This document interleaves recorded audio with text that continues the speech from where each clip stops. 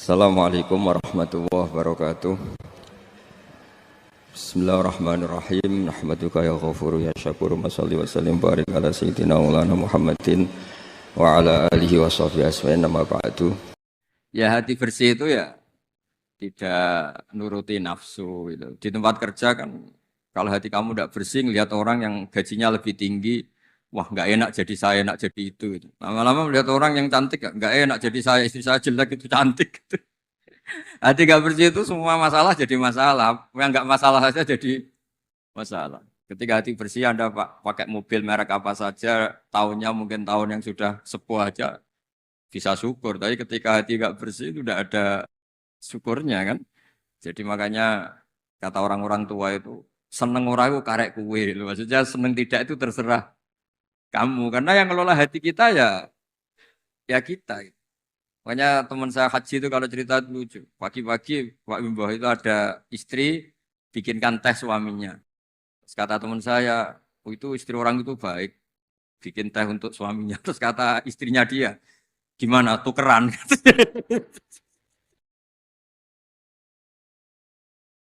Ya sama, nanti kalau kamu di tempat kerja tidak baik ya melihat pimpinan iri, melihat atasan iri, melihat orang cantik iri, melihat orang yang lebih mapan iri itu kan tidak ada selesainya itu.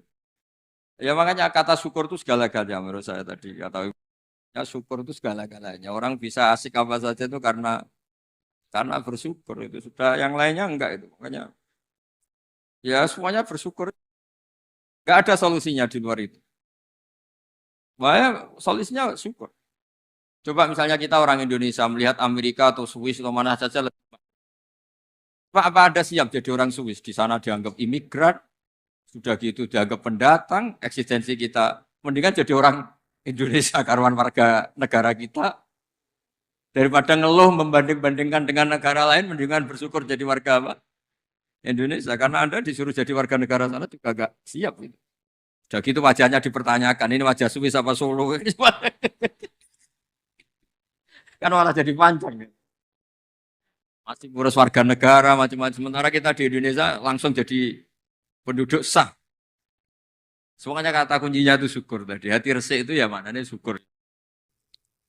Saya sering punya tamu mulai polisi, mulai pejabat, ya mulai yang Islam sampai non-Muslim. Saya sering cerita bahwa hal-hal yang jadi fitrah manusia itu ya keinginan dasar manusia itu ya senang damai, senang bersaudara. Karena hal itu fitrah itu desain awal manusia itu suka damai. Jadi kalau untuk konflik itu butuh pemicu, tapi kalau untuk damai itu tidak butuh pemicu. Sehingga orang di mana-mana bisa rileks ya, rileks di terminal, rileks di jalan, rileks di warung-warung kopi, rileks di kedai-kedai. Nah, konflik itu ya dimulai dari pemicu, entah rebutan pacar, entah rebutan harta, entah rebutan jabatan. Sehingga karena ada rebutan-rebutan itu terus ada pemicu. Nah itu yang melahirkan konflik. Nah harus dicamkan, ditanamkan bahwa kepentingan berbangsa ini di atas ya, di atas kepentingan kita, di atas nafsu kita, di atas keserakahan kita. Sehingga kita mudah damai. Itu rumusnya kiai-kiai ya. Saat tentu di sini pakai solusi yang ala kiai ya, karena tentu mereka ingin mendengar versi kiai. Kalau versi polisi mungkin ya tegakkan hukum. Kalau versi bank atau OJK ya kalau nasabah nakal ya jangan dikasih kredit lagi. Kalau versi mertua ya kalau mantu nakal ya dipulangkan anaknya ditarik kembali. Jadi versi itu banyak ya. Kalau versi imigrasi ya mungkin dicabut paspornya gitu. Kalau versi kiai itu melihat dunia ini sederhana. Banyak orang-orang tasawuf, saya ini cerita tasawuf, cerita yang ringan-ringan saja. Orang tasawuf itu kalau makan, itu satu piring ternyata kenyang. Gitu. Minum satu gelas ya sudah puas. Ya. Terus dia cerita, ngapain saya butuh uang banyak, uang satu piring ya sudah cukup. Gitu. Kalau tidur gitu ya, tidur di satu kamar ya tidur, bangun ya sudah puas. Oh, artinya Anda punya kamar 100 ya tidurnya tetap di satu kamar. Jangan mentang-mentang punya kamar 100 dibagi 5 menitan itu. Karena eman kalau kamar yang lain nganggur gitu. Artinya kalau punya kamar satu cukup, ngapain ingin punya kamar banyak. Jadi sebetulnya kalau kita punya rumah banyak itu nambah kebingungan karena yang sana yang rumah siapa, yang sana siapa. Ya kalau dianggap prestasi, kalau dianggap tambah bingung karena mau tidur saja di rumah mana ya, di kamar mana ya. Kalau miskin kan enak, sudah itu aja, gak ada banyak pilihan. Artinya dengan cara seperti itu sebetulnya merajut kebangsaan tuh lebih mudah karena awal dari segala perpecahan, segala konflik itu mau menang sendiri. Sehingga dulu cerita-cerita orang sufi, kalau dengar itu tetangga kamu tidak cocok, partai sebelah tidak cocok, terus ormas sebelah tidak cocok, itu jawabannya lucu. Sebetulnya saya sebagai manusia kalau ada orang tidak cocok itu tersiksa, tapi bagus lah. Kalau tidak cocok itu tidak utang saya, tidak pinjam uang saya, tidak pinjam mobil saya. Sehingga jadi gampang gitu. Artinya jadi gampang itu ya orang yang baik sama kamu ya baik karena Anda punya mitra, punya teman. Yang sedang nggak seneng kamu juga baik. Di mana-mana orang pinjam uang itu gara-gara seneng, gara-gara cocok. Jadi tidak cocok ya ada berkahnya sendiri. Jadi dengan cara pandang seperti itu hidup itu rileks. Nah, itu kalau teman-teman yang utang itu pasti temennya itu. Ada musuh kamu utang kamu. Jadi musuh ya punya berkah sendiri. Tapi jangan musuh yang sampai nikah, menembak itu nggak berperadaban. Suatu saat Imam Syafi'i itu pernah didatangi orang itu, ketemu beliau cium tangan, hormat. Setelah di luar ternyata orang itu mencaci maki. Cara Jawa ngerasani tadi, kata Pak Wimbo karena orang Solo itu ngerasani. Ketika Imam Syafi'i dilaporin orang itu di depan Anda menghormati, kalau di luar itu ngerasani itu, menghina, ngata-ngatain. Jawabnya Imam Syafi'i lucu. Alhamdulillah berarti saya wibawa katanya. Di depan saya tidak berani. Dijawab enteng saja, tidak dijawab serius. Berarti saya wibawa. Di depan saya buktinya tidak berani. Nah Islam itu ngajari itu semua. Ngajarin ketika kita disenengin orang banyak itu ya poin atau aset. Karena kita harus kerjasama atau sama-sama kerja dengan banyak pihak. Tapi kalau ada orang lain yang sedang tidak seneng atau tidak cocok, itu juga ada berkahnya sendiri karena dia bisa mandiri. Itu kalau mantu-mantu itu tidak tukaran sama mertuanya, itu tidak mandiri-mandiri. Disuruh mertuanya mangan ramangan kumpul yuk, tambah suwe tambah goblok gitu, tambah lama tambah goblok. Baru gara-gara terlalu cocok kan. Kalau agak-agak tukaran, agak-agak konflik itu malah cepat mandiri. Sehingga merajut kebangsaan itu ya harus dipikir secara luas. Ada teman-teman yang mungkin nggak mau pulang kampung, maunya tetap di Belanda, di Amerika. Tapi ternyata niatnya menfasilitasi kalau ada mahasiswa yang ke sana, ada yang dijujuk gitu. Ada yang dijujuk, sehingga bangsa ini bisa menimba ilmu di berbagai negara. Termasuk dulu di Mekah itu ada namanya Syekh Mukhtar. Itu semua dulu nggak ada hotel, semua orang haji pasti numpang dalamnya atau rumahnya Syekh Mukhtar. Beliau nggak pulang karena jagani semua yang haji di Indonesia biar gampang. Artinya jangan kira teman-teman yang sedang di Mekah atau di Medina atau di Eropa atau di Amerika terus anti kebangsaan, enggak juga. Ternyata mereka bisa memfasilitasi kita saat kita di sana. Wawasan kebangsaannya juga hanya menjadi fasilitator atau menjadi mediasi atau jadi sarana kalau ada teman-teman ke sana. Begitu juga para wali. Ini cerita, mungkin cerita yang enggak ada di OJK, cerita wali Pak Wimbo. Wali itu kalau disuruh mikir kredit, disuruh mikir cara bantu orang miskin itu ya enggak pati bakat gitu. Tapi komunikasinya langsung sama yang punya. Jadi alam raya ini dengan segala variannya itu milik Allah Subhanahu wa taala. Jadi kalau Anda ingin merubah lakonnya wayang, itu enggak usah ngerayu Gatot Kaca disuruh jadi Semar atau disuruh jadi Bagong, itu susah. Mereka enggak mau. Pasti mempertahankan karakter masing-masing. Itu ngerayu dalangnya saja, ini lakonnya diganti. Nah wali itu gitu, kalau merubah Indonesia itu ya komunikasinya sama Allah. Karena yang mengendalikan alam raya ini Allah Subhanahu wa taala. Kita tidak bisa mengendalikan pikiran orang. Sering ada orang itu, ini cerita yang ringan-ringan saja, tapi barokahnya cerita ini nanti gampang merajut persaudaraan. Bapak itu, bapak saya, Kiai Haji Nur Salim, itu paling suka itu sama orang yang agak sombong. Sombong itu ya, ketua RT sudah bangganya Masya Allah. Dia punya motor satu sudah kayak orang paling kaya di dunia. Punya istri yang sebetulnya ada cantik, ya dia ngira istrinya itu paling cantik di dunia. Dia agak ganteng yang merasa paling ganteng di dunia. Saya dulu ya iskal itu janggal. Kenapa sih kok seneng kancanan orang sombong? Ternyata orang sombong itu orang yang paling gampang syukur. Orang gampang syukur. Tapi kalau ketemu orang yang kelihatannya sopan, apa saya hanya RT, apa saya hanya di OJK, saya ada menteri, menteri saya ada presiden. Presiden merasanya presiden di negara ketiga, dunia ketiga, bukan presiden superpower.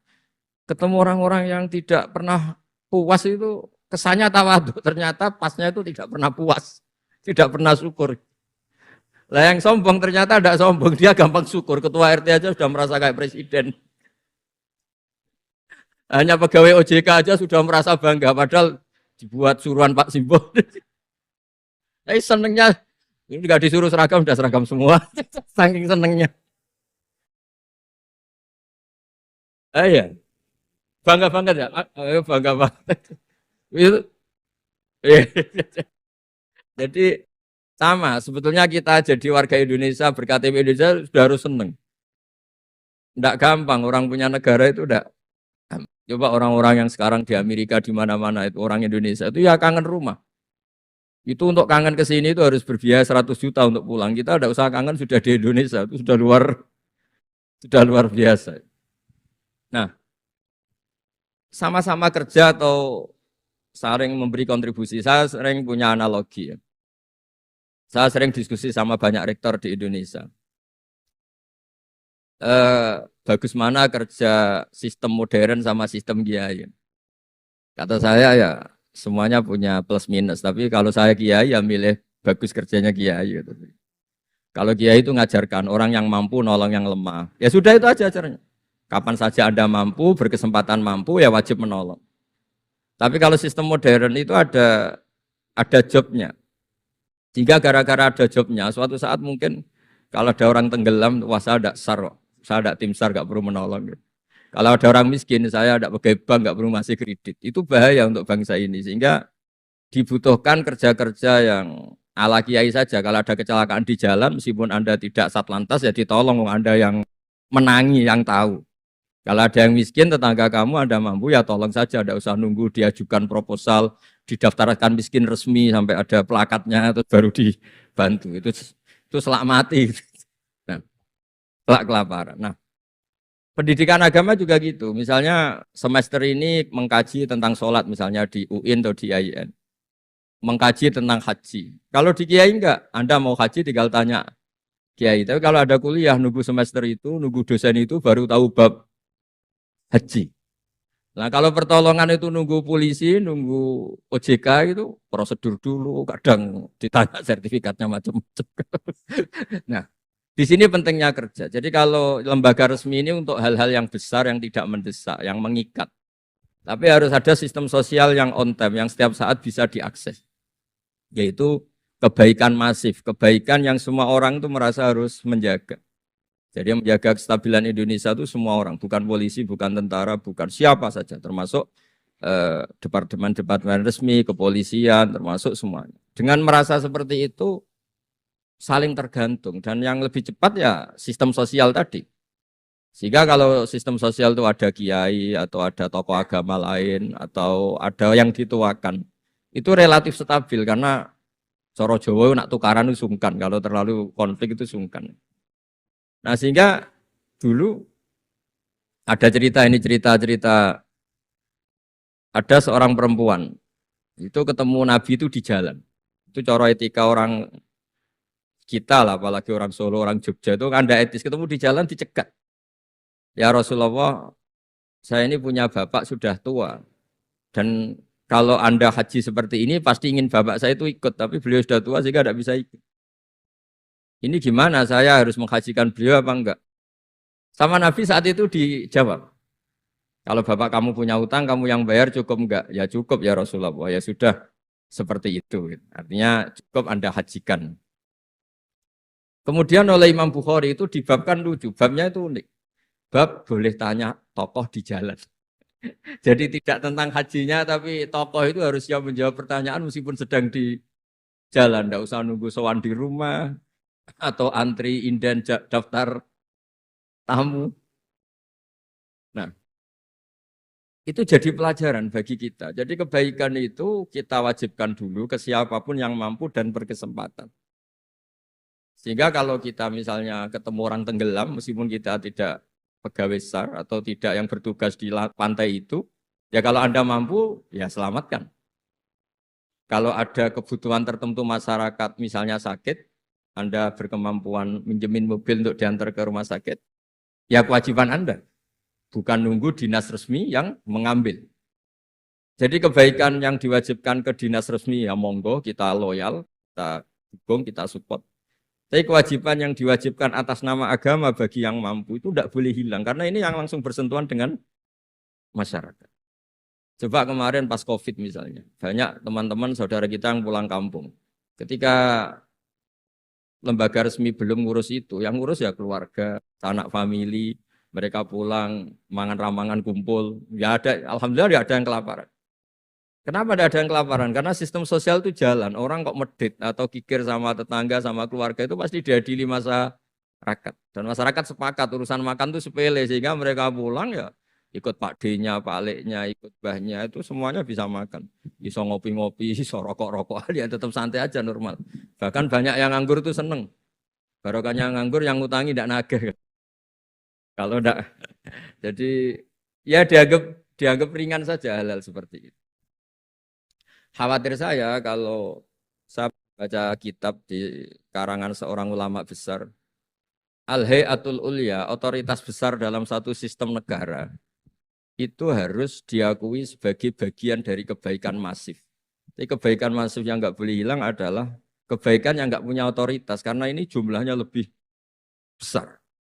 Ya tadi misalnya kecelakaan di jalan itu kan enggak bisa kebetulan ada mobil patroli atau mobilnya apa Satlantas atau lembaga resmi tertentu yang nangani kecelakaan. Yang nangani ya orang-orang di jalan yang menangi itu terus diantar ke rumah sakit atau ngabari keluarga. Sehingga kata Nabi, kullukum ra'in wa kullukum mas'ulun an ra'iyati. Semua kita ini menjaga kedamaian, menjaga kemajmuan, semua kita jaga sistem sosial, semua kita menjaga kebaikan. Nah dari semua itu dibikinlah di era modern lembaga-lembaga formal. Tapi jangan juga lembaga formal menghilangkan sistem fitrah manusia tadi yang fitrahnya ingin baik dan itu ada di mana-mana dan kapan saja. Dan Allah kalau menciptakan sesuatu itu pasti luar biasa. Saya sering ditanya sama orang-orang, Gus gunanya Indonesia seneng cangkruk itu apa? Anggap aja itu tim SAR paling on time katanya. Itu kalau ada orang bingung, yang ditanya pertama yang orang-orang nganggur di pertigaan, ini rumahnya mana? Kalau ada orang bingung yang nanya itu. Kalau ada orang kecelakaan yang nolong ya. Artinya sistem sosial yang sudah ada itu nggak boleh diambil alih lembaga. Karena kalau itu iya, kita kekurangan kekuatan apa? Sosial. Jadi ini penting saya utarakan supaya kebaikan-kebaikan bersama ini saling melengkapi, bukan saling mengadu. Saya sering guyonan begini, kalau ada rapat ketahanan pangan, yang rapat itu merasa superior karena punya rumus yang luar biasa. Tapi apa artinya rumus itu kalau petani nggak mau nanam padi? Petani itu tidak usah rapat, tapi nanam padi itu otomatis jaga ketahanan apa? Pangan. Sistem sosial juga sama. Di kampung itu kalau ada orang jahat atau sinis, itu pasti nggak punya teman. Monggo Gus Yasin ini rawuh. Ini alhamdulillah Gus Yasin rawuh. Monggo.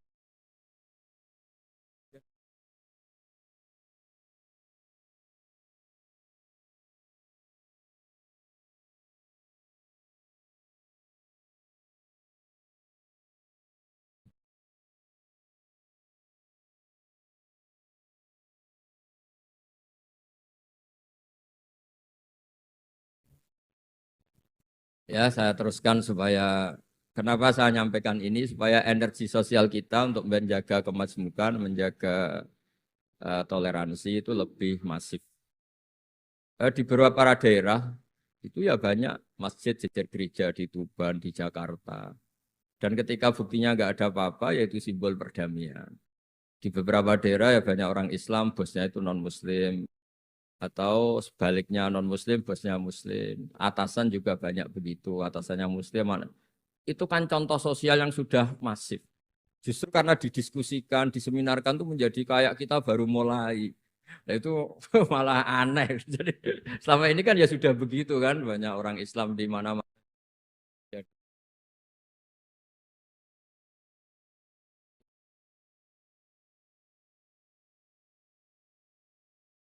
Karena didiskusikan tuh menjadi kayak kayak kita ini yang punya rumus, kayak kita yang pencetus. Padahal sistem sosial kita sudah sedemikian harmonis, sudah sedemikian. Tahanan pangan juga sama. Ketika belum ada rapat darurat pangan, apa petani yang lugu-lugu yang nanam padi. Barokahnya itu stok padi itu mereka melahirkan sistem kerja yang nggak punya ladang, kerja di yang punya ladang. Dan kalau itu didolimi atau nggak digaji, ada embargo sosial, terus tidak mau kerja di situ. Sehingga yang nggak baik juga akan baik karena dipaksa oleh sistem sosial. Jadi sebelum ditangkap polisi karena tidak baik, itu sudah diadili sosial, gitu, diadili hukum sosial. Nah, hal-hal seperti ini harus jadi perangkat bersama untuk menjaga kebaikan bersama. Makanya saya sering bilang, sistem sosial itu segala-galanya.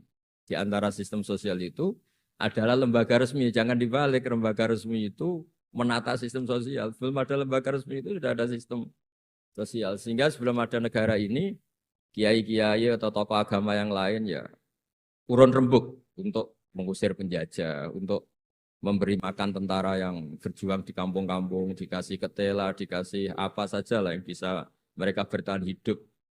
Nah, ini penting diutarakan supaya semua masyarakat itu merasa bahwa mereka ikut dan harus merawat negara ini. Kullukum ra'in wa kullukum mas'ulun an ra'iyati. Semua kalian adalah penjaga dan semua kalian dimintai tanggung jawab Allah kontribusi Anda terhadap bangsa ini, terhadap komunitas Anda, terhadap sistem sosial Anda. Sehingga kemudian terus jalan. Lah dimulainya dari mana? Kata Nabi, dimulai dari keluarga Anda. Sehingga semua orang nggak lempar tanggung jawab. Kalau anak saya miskin ya salah saya.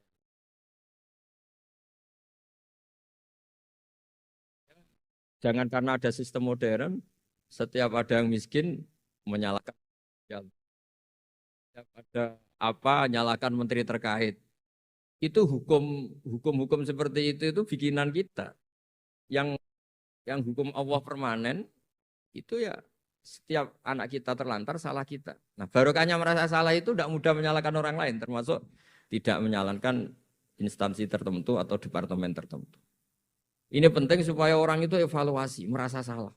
Barokahnya merasa salah itu orang tidak menyalahkan orang lain. Jadi,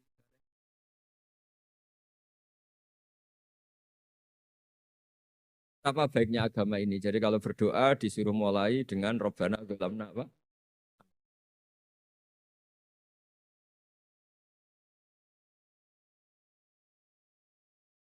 Nah, kalau guyon sering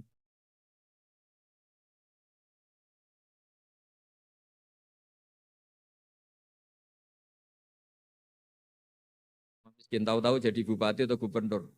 Terus itu tarif utang kamu ya dinaikkan. Dulu zaman sama-sama miskin paling pinjam uang hanya 10.000. Gara-gara jadi bupati atau gubernur BI misalnya atau ketua OJK. Utangnya dinaikkan bukan sesuai Anda tapi sesuai jabatan teman kamu. Masa punya teman gubernur kita utang 100, ya utang modal 100 juta. Dan kalau nggak ngutangin, wah katanya teman dekat ternyata nggak mau dipinjemin. Jadi punya kultur menyalahkan orang lain. Dia SDM-nya hanya ketua RT gara-gara punya teman gubernur atau presiden atau apa. Inginnya ya lebih tinggi lagi. Jadi bukan dasar kapasitas dia tapi kapasitas temannya. Itu juga bagian dari kesalahan yang kita ciptakan. Sehingga agama mengatur orang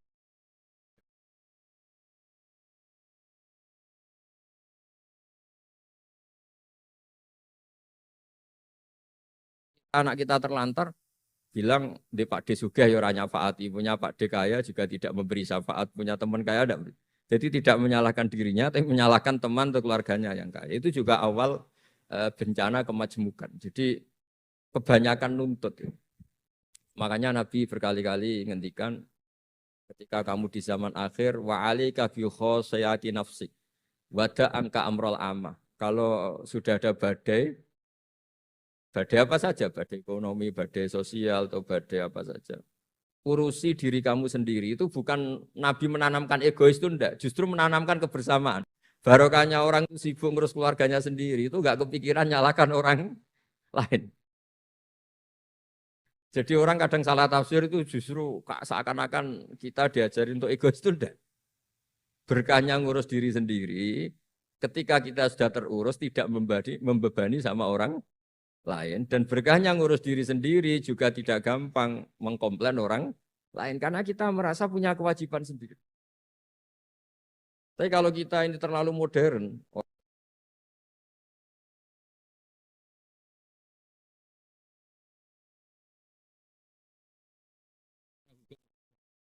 kita berkewajiban tugas itu. Tapi kalau itu untuk alasan menyalahkan, semangat kita menyalahkan. Dan agama itu tidak mengajari seperti itu. Agama itu mengajari Robbana dzulamna apa? Anfusana. Ya Allah, saya ini merasa mendolimi diri sendiri. Nah dengan seperti itu enak. Enak cara hukum sosial kayak tadi. Ketika Allah menciptakan orang tidak suka kita kadang ya Allah salah saya apa kok sampai orang tidak cocok saya. Kamu lupa Allah mendesain orang tidak cocok kamu supaya ada utang kamu, tidak ganggu kamu. Barokahnya tidak cocok itu tidak minta uang kamu. Nah itu yang saya ingin ditiru. Jadi perilaku-perilaku ulama-ulama besar kayak Imam Syafi'i itu kalau tadi berkali-kali saya ngomong, ya Aba Abdillah, panggilannya Imam Syafi'i ya Aba Abdillah orang itu tidak cocok kamu. Ya baguslah dia merdekakan saya, dia tidak akan pinjam uang saya, tidak pinjam mobil saya, tidak akan ganggu saya, tidak cocok. Kalau dia hajatan juga tidak ngundang kamu, jadi tidak cocok itu ya barokahnya ya banyak. Nah kenapa banyak kiai tidak dimintai rembukan masyarakat padahal dituakan? Karena kalau semuanya minta rembukan kiai itu disarankan mondok semua. Padahal barokahnya negara ini ya ada yang kuliah, ada yang jadi polisi, ada yang jadi tentara. Kalau rembukan semua sama kiai disarankan mondok semua. Nanti yang jadi polisi siapa, yang jadi dokter siapa. Nah barokahnya kadang-kadang kiai ditinggalkan, nggak diajak rembukan itu ya varian-varian profesi itu banyak. Kiainya juga ada harus terus. Ya bisa seperti itu ya biasa.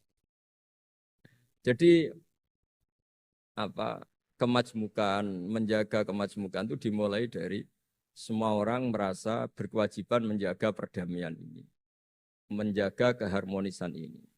Tentu dimulai dari merasa wajib pada dirinya. Ini penting supaya tidak ingin menyalahkan orang lain atau terbersit menyalahkan orang. Terus kedua, bahagia dengan dirinya. Misalnya orang yang paling miskin di Indonesia. Itu ternyata tadi saya utarakan, saya punya kitab-kitab tasawuf banyak. Itu lucu dan jadi gampang hidup. Misalnya dia miskin makan satu piring kenyang. Kenapa saya harus korupsi? Kenapa saya harus mencuri? Wong makan satu. Dia menghitung orang sampai kaya raya itu makannya sampai meninggal misalnya 60 tahun jumlahnya sama orang miskin ternyata jumlah yang dimakan yang sama, jumlah yang diminum ya sama. Terus ada pertanyaan saya pernah digugat juga pas dalam satu acara. Tapi kalau orang kaya ingin apa saja kan kesampaian Gus, ingin beli mobil kesampaian, ingin beli pesawat kesampaian. Saya tanya, ya orang kaya inginnya tidak seperti itu. Misalnya ya, sampai tetap aja ada yang enggak kesampaian. Kadang-kadang, wah enak jadi anaknya presiden, anaknya gubernur, apa saja kesampaian. Banyak juga anaknya presiden mungkin ingin anaknya jadi presiden ya gak kesampaian. Anaknya kiai ingin anaknya jadi kiai ya gak kesampaian. Mungkin anaknya jenderal, anaknya ingin jadi jenderal. Nah dia nyontohkannya kan, wah kalau jadi orang kaya itu enak, ingin makan di apa saja kesampaian. Masa orang kaya seleranya hanya ingin apa? Makan. Artinya ada saja yang enggak sama. Jadi Raja Arab Saudi, ada aja yang enggak kesampaian. Mungkin bayangkannya ya tidak ada yang demo, tidak ada yang komplain, semua anak yang diinginkan putra mahkota jadi ya tidak gampang kesampaian. Nah, kemudian dia berpikir lagi, saya ulang lagi ya, dia berpikir lagi si orang miskin tadi. Misalnya dia ke hutan atau ke gunung, wah enak jadi bupati, gubernur, apa-apa difasilitasi negara. Terus dia mikir, tapi mereka punya atasan. Ditegur atasannya takut, diatur atasannya takut. Kok enak saya nggak punya apa atasannya. Tapi intinya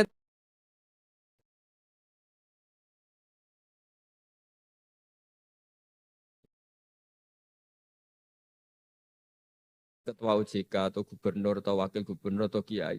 Nikmat tertinggi itu karena melakukan perintahnya Allah Subhanahu wa taala. Kita disuruh jaga Indonesia, disuruh jaga nikmatnya itu subjektif sepihak. Kita puas kalau ingin seperti yang kita inginkan. Itu nggak akan ada puasnya karena nafsu kita itu kalau guyonan orang-orang tasawuf, kamu dikasih dunia seisinya dan lipatannya, tamak kamu atau keinginan kamu itu tidak akan tercapaikan, tidak akan terpuaskan. Karena manusia itu ya sudah nggak ada batasannya. Makanya kalau guyonnya dulu kan ada orang tirakat, kalau megang apa saja jadi emas. Dia bayangkan jadi kaya, jadi top. Ternyata pertama dia megang saka rumahnya, tiang rumahnya jadi emas. Habis itu megang apa lagi jadi emas. Lama-lama megang nasi jadi emas, megang minum jadi emas. Akhirnya dia nggak bisa makan karena dia ingin semua yang dipegang jadi emas. Capean megang-megang, dia ingin makan, yang dipegang juga jadi emas. Ya akhirnya kan jadi bingung gitu, karena nggak kesampaian kan. Dia kesampaiannya jadi emas, ternyata kebutuhan dasar dia ingin makan malah tidak kesampaian karena yang dimegang jadi emas. Jadi itu kan contoh. Sejahtera juga sama. Anda bayangkan misalnya kalau punya mobil, punya uang tabungan, punya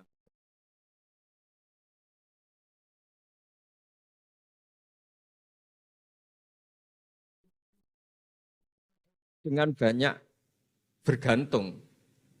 Dengan tidak banyak bergantung itu ilmiah mana? Misalnya gini, saya ini bahagia cukup dengan makan satu piring. Anda bahagia nunggu punya Alphard, punya uang 1 miliar. Lu menggantungkan kebahagiaan dengan banyak sesuatu yang Anda belum miliki itu sudah satu kebodohan kalau orang tasawuf. Cek repot ya, tapi bahagia we kok kakean syarat gitu. Makanya saya sering bilang kalau saya berkali-kali cerita ada orang perempuan datang ke saya, Gus saya ingin kaya. Dan orangnya itu jelek. Saya bilang, kalau kaya yang repot kamu. Kenapa Gus? Setelah suami kamu kaya, sekarang suami kamu kan miskin. Pertama yang dievaluasi apa? Ganti rumah, ganti mobil. Lama-lama ganti Anda, kata saya. Karena setelah rumahnya bagus, mobilnya bagus, yang dievaluasi pasti Anda, kata. Wah, kalau gitu miskin aja, Gus. Iya kan? Sudah rumah bagus, mobil bagus, ternyata istrinya. Nanti kalau suami kamu kaya, yang dievaluasi tidak hanya mobil dan tapi nah, ini ya guyon, tapi supaya kita ini bahagia dengan diri kita apa? Sendiri. Gitu. Jadi saya mohon semohon-mohonnya semua yang mendengar ngaji ini bahwa agama ini mengajarkan wa'alika bi khossati nafsik. Urus diri kamu sendiri itu bukan mengajari egois itu bukan. Kalau semua kewajiban orang merasa bertanggung jawab, paling tidak bawaannya itu tidak nyalakan orang lain. Dan negara juga agak repot-repot karena semua orang dicukupi oleh orang tuanya, oleh keluarganya. Sehingga negara ini sifatnya hanya membantu, bukan ngurus yang pokok. Tangan negara tidak cukup untuk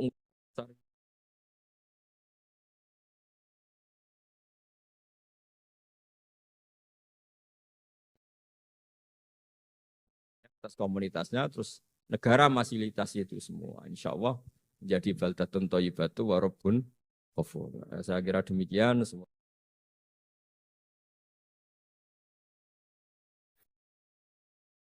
Dulu di antara kebaikan tentu meninggalkan semua dosa, meninggalkan semua maksiat. Itu pasti dianggap kebaikan. Lalu ada beberapa wali, ini cerita ini di Minhajul Abidin, karangan Imam Ghazali. Ada beberapa wali yang karena ingin tidak dosa itu kemudian uzlah. Uzlah itu mengasingkan diri di hutan. Tentu menjadi tidak maksiat.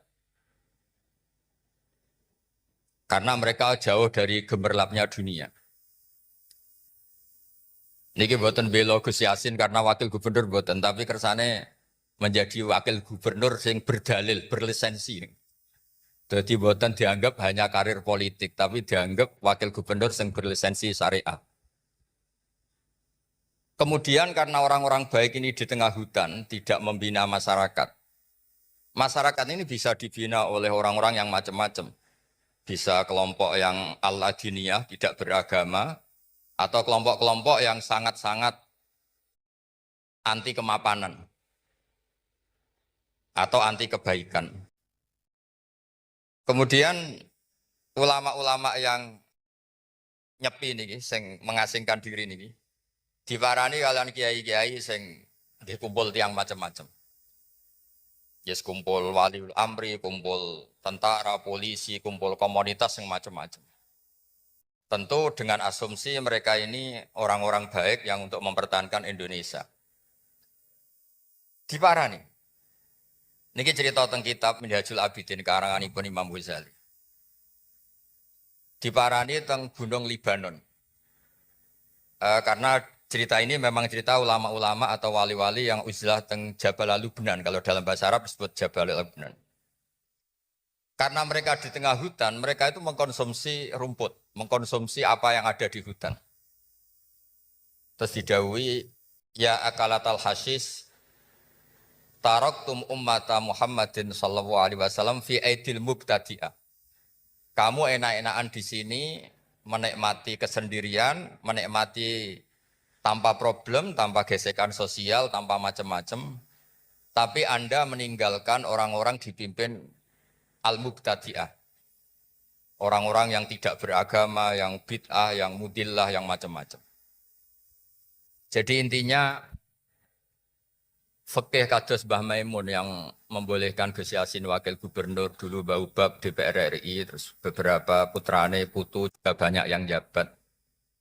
Itu adalah sanad muttasil bahwa dulu ulama-ulama itu enggak pernah membiarkan negaranya tanpa arah atau tanpa panduan ulama. Karena ketika kita uzlah atau menyendiri, itu artinya taraktum ummata Muhammadin fi aidil mubtadi'ah. Karena membiarkan orang yang misalnya berfaham ekstrim atau berfaham kiri atau berfaham yang tidak positif, kemudian ini membentuk masyarakat kebanyakan. Tapi berkahnya para kiai-kiai yang masih kumpul di instansi pemerintah, kumpul-kumpul di komunitas publik, maka ada pembinaan, ada sosialisasi, ada visi-visi untuk menjaga keutuhan Republik Indonesia. Terus itu pelajaran bahwa ketika kita menghindari kumpul-kumpul sosial atau komunitas sosial, sebetulnya ada sisi negatif. Inikum taraktum ummata Muhammadin sallallahu alaihi wasallam fi aidil mubtadi'ah. Sebab niku sanad-sanad yang mutasil di kita niku disebut alladzi yukhalitun nasa wa yasbiru ala adhanahum khairun minalladzi la yukhalitun nasa wa la yasbiru ala adhan. Orang-orang baik yang kumpul, yang ikut sosial, ikut berproses sosial dan menyabari ketika kecewa, itu lebih baik ketimbang orang baik kemudian milih menarik diri dan la yasbiru ala adhan. Lane kados kula sing kula alami teng awak kula piyambak pun tengah-tengah. Kula niku ora pati nampa tamu, nggih mboten pati nampa pengajian. Tapi saya tetap ngaji terbuka. Tetap punya komunitas sosial, saya masih kerja di Jakarta, di Jogja juga masih punya jamaah ngaji. Karena sekali itu tidak, maka tidak ada sarana atau wacana atau visi atau apalah yang positif untuk ikut menjaga Indonesia. Terus niki kalau ngandani teng lare-lare, tenggene alumni-alumni mriki bahwa di antara visi terbaik Islam adalah tidak membiarkan bangsa ini rusak. Fi aidil mubtadi'ah. Ya tinggal nanti konteksnya kalau sampai misalnya pikiran-pikiran terlarang ya fi aidihim. Tapi apapun itu ngendikane Imam Ghazali, wali-wali yang memutuskan menyendiri dan tidak mau bersinggungan secara sosial karena takut salah, takut dosa, niku diingatkan oleh wali-wali yang lebih tinggi makomnya, yaitu karena wali-wali yang uzlah tadi disebut ya akalatal hasis taraktum ummata Muhammadin sallallahu alaihi wasallam fi aidil mubtadi. Kemudian cerita terakhir nih ngaji sekedap mawon. Karena ngaji seperti ini itu merapati penting. Sementing itu istiqomah kiai ini. Lah istiqomah kiai ini wong kiai ini teng Semarang itu ke virtual itu kono apa ya ora roh. Utawa model wali ya ora roh. Pokoke husnudon nonton mawon. Cerita terakhir Imam Ghazali itu pernah memutuskan uzlah. Memutuskan uzlah sampai di masjid-masjid Damaskus, Kila sampai di masjid Palestina. Tapi beliau memutuskan uzlah setelah terkenal ngarang Ihya. Setelah terkenal ngarang Ihya itu semua mufti, semua ustadz itu kalau berdalil, kalau berargumentasi itu bilang qolal Imam Hujatul Islam Al-Ghazali. Sehingga beliau tidak nyaman, jangan-jangan saya soleh ini karena tertekan nama besar, disebut Hujatil Islam, disebut Al-Alim Al-Alama. Maka beliau ingin membuktikan kalau solehnya ini individual, meskipun sendiri juga tetap soleh. Beliau uzlah, tapi di tengah-tengah uzlah itu beliau mimpi ketemu guru-gurunya, terus digojlok. Ora ana ceritane, wong apik iku urip dhewean, wong apik dhisik-dhisik iku wa udzu fi sabili. Tersakiti dalam jalan saya kata. Kalau kamu sendiri itu Anda tidak ngalami udzu fi sabili. Dia maksud kula ini buatan bela Gus Yassin. Gus Yassin ini wakil gubernur ya macam-macam. Wos partainya ya macam-macam. Ya jarani mampu partai ini, mampu partai ini sebutan Gus Yassin putrane Mbah Mun kiai teng Pondok Anwar 4 ngoten. Tapi apapun orang salah paham itu bagian dari dinamika berislam. Ini disebut wa'udhu napa? Fisab. Mulane Mbah Maimun itu sering kagum kalian Said Ramdan Al-Buti, kata beliau yang sering dikenang itu. Ini ya gurunya Gus Yassin. Beliau mudaroh ya, atau bahasa gampangnya mujamalah napa mudaroh. Sementing jangan sebut taqiyah. Niku sholla ala kaifiyati syiah. Itu berpuluh-puluh tahun hanya karena ingin ahli sunnah itu tidak dihabisi di Syria.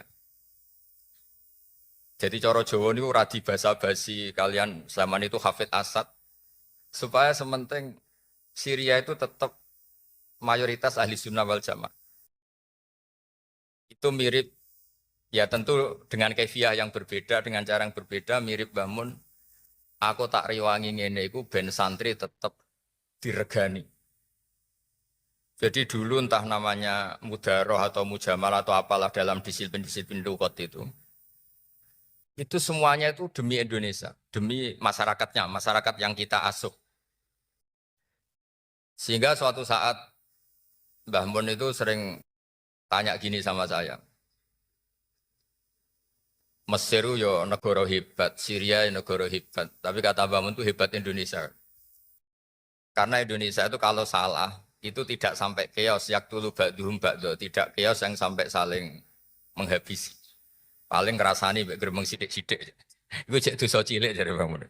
Jadi artinya kita yang potensi macam-macam bisa potensi konflik macam-macam karena beda partai, beda sudut pandang, beda perilaku, beda adat istiadat. Tapi tetap kita berkomitmen jangan sampai kesalahan-kesalahan ini mengarah ke yaktulu ba'duhum ba'du. Akhirnya lahirlah model seperti ini, kompromi-kompromi sosial, nopo kompromi politik, nopo kompromi apa saja, sementing tidak yaktulu ba'duhum ba'du.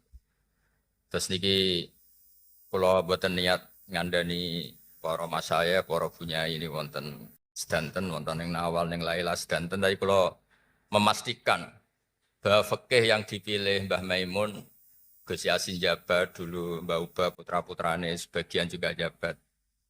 Tentu kita juga mengapresiasi yang nekuni alim alama. Terus Mbah Najih juga menekuni orang-orang yang spesialis ngaji. Terus Gus Rokib, cuma ini nguji iman Gus. Gus Rokib sing kepengen kok Gus Roji apa Gus Roji sing kepengen kok Gus Rokib. Kadang-kadang wis dilem sregep ngoten niku ya rada kepengen jajal-jajal gitu. Ya niku uji nyali niku. Kula niku nak kula kan kakake Umam, dadi kula mboten nate kepengen kaya Umam wong tuwa kula. Terus istiqomah kula luwih kuat. Gus Rokib kan sing jabat wadike, dadi kadang-kadang tergoda perkara terus niki nguji niki.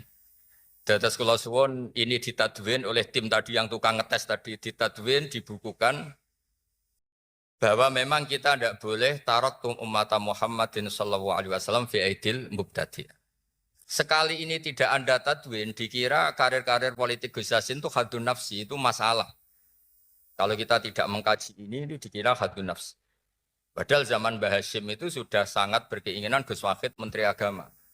Setelah itu anaknya Mbah Wahab, setelah itu terus sampai keluarga Sarang dulu itu ada yang bernama Ki Fatur Rahman, hidupnya di Merak Urak, di daerah Kerak, daerah pokoknya agak utaranya Tuban, utara barat. Ini udah di Menteri Agama. Makanya dulu ada Universitas Islam Indonesia itu pendirinya mulai Gus Wahid, tokoh-tokoh Muhammadiyah termasuk Ki Fatur Rahman.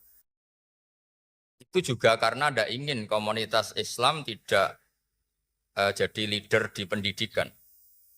Akhirnya lahirlah Universitas Islam banyak di Indonesia, terus ada yang resmi negara kayak IAIN, terus ada sekolah-sekolah tinggi kayak yang dimiliki Gus Zofur.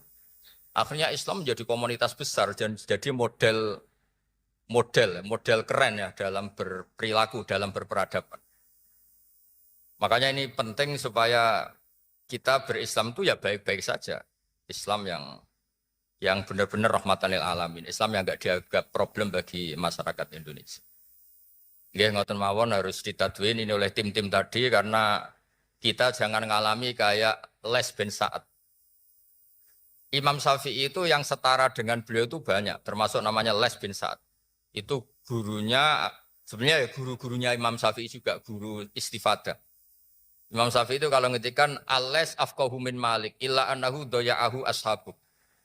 Imam Les itu sebetulnya afqahu min Malik, tapi murid-muridnya tidak mentadwin madhab-madhabnya, sehingga kesannya itu Les itu habis dibanding Imam Malik. Karena murid itu sekali tidak mentadwin, seperti saya ini ada kan tidak ngomong seperti ini, itu nanti dikira semua orang soleh yang jabat itu wis kepleset, saya itu wis seneng dunya. Padahal di Quran jelas ada, faqad atayna ala Ibrahim al-kitab wal hikmata wa atainahum mulkan azima. Jadi al-mulkul azim la yunafis solahiyah. Dulu banyak orang-orang soleh yang jabat. Nabi Sulaiman itu raja, Nabi Dawud itu raja. Tapi tentu bunyai-bunyai hanya suka suaminya raja. Ora usah contohnya bojone akeh, itu mesti menolak itu kalau diteruskan wajah kias. Nah kadang-kadang yang jadi raja inginnya kiasnya itu ya agak sempurna, tapi itu mesti sepian.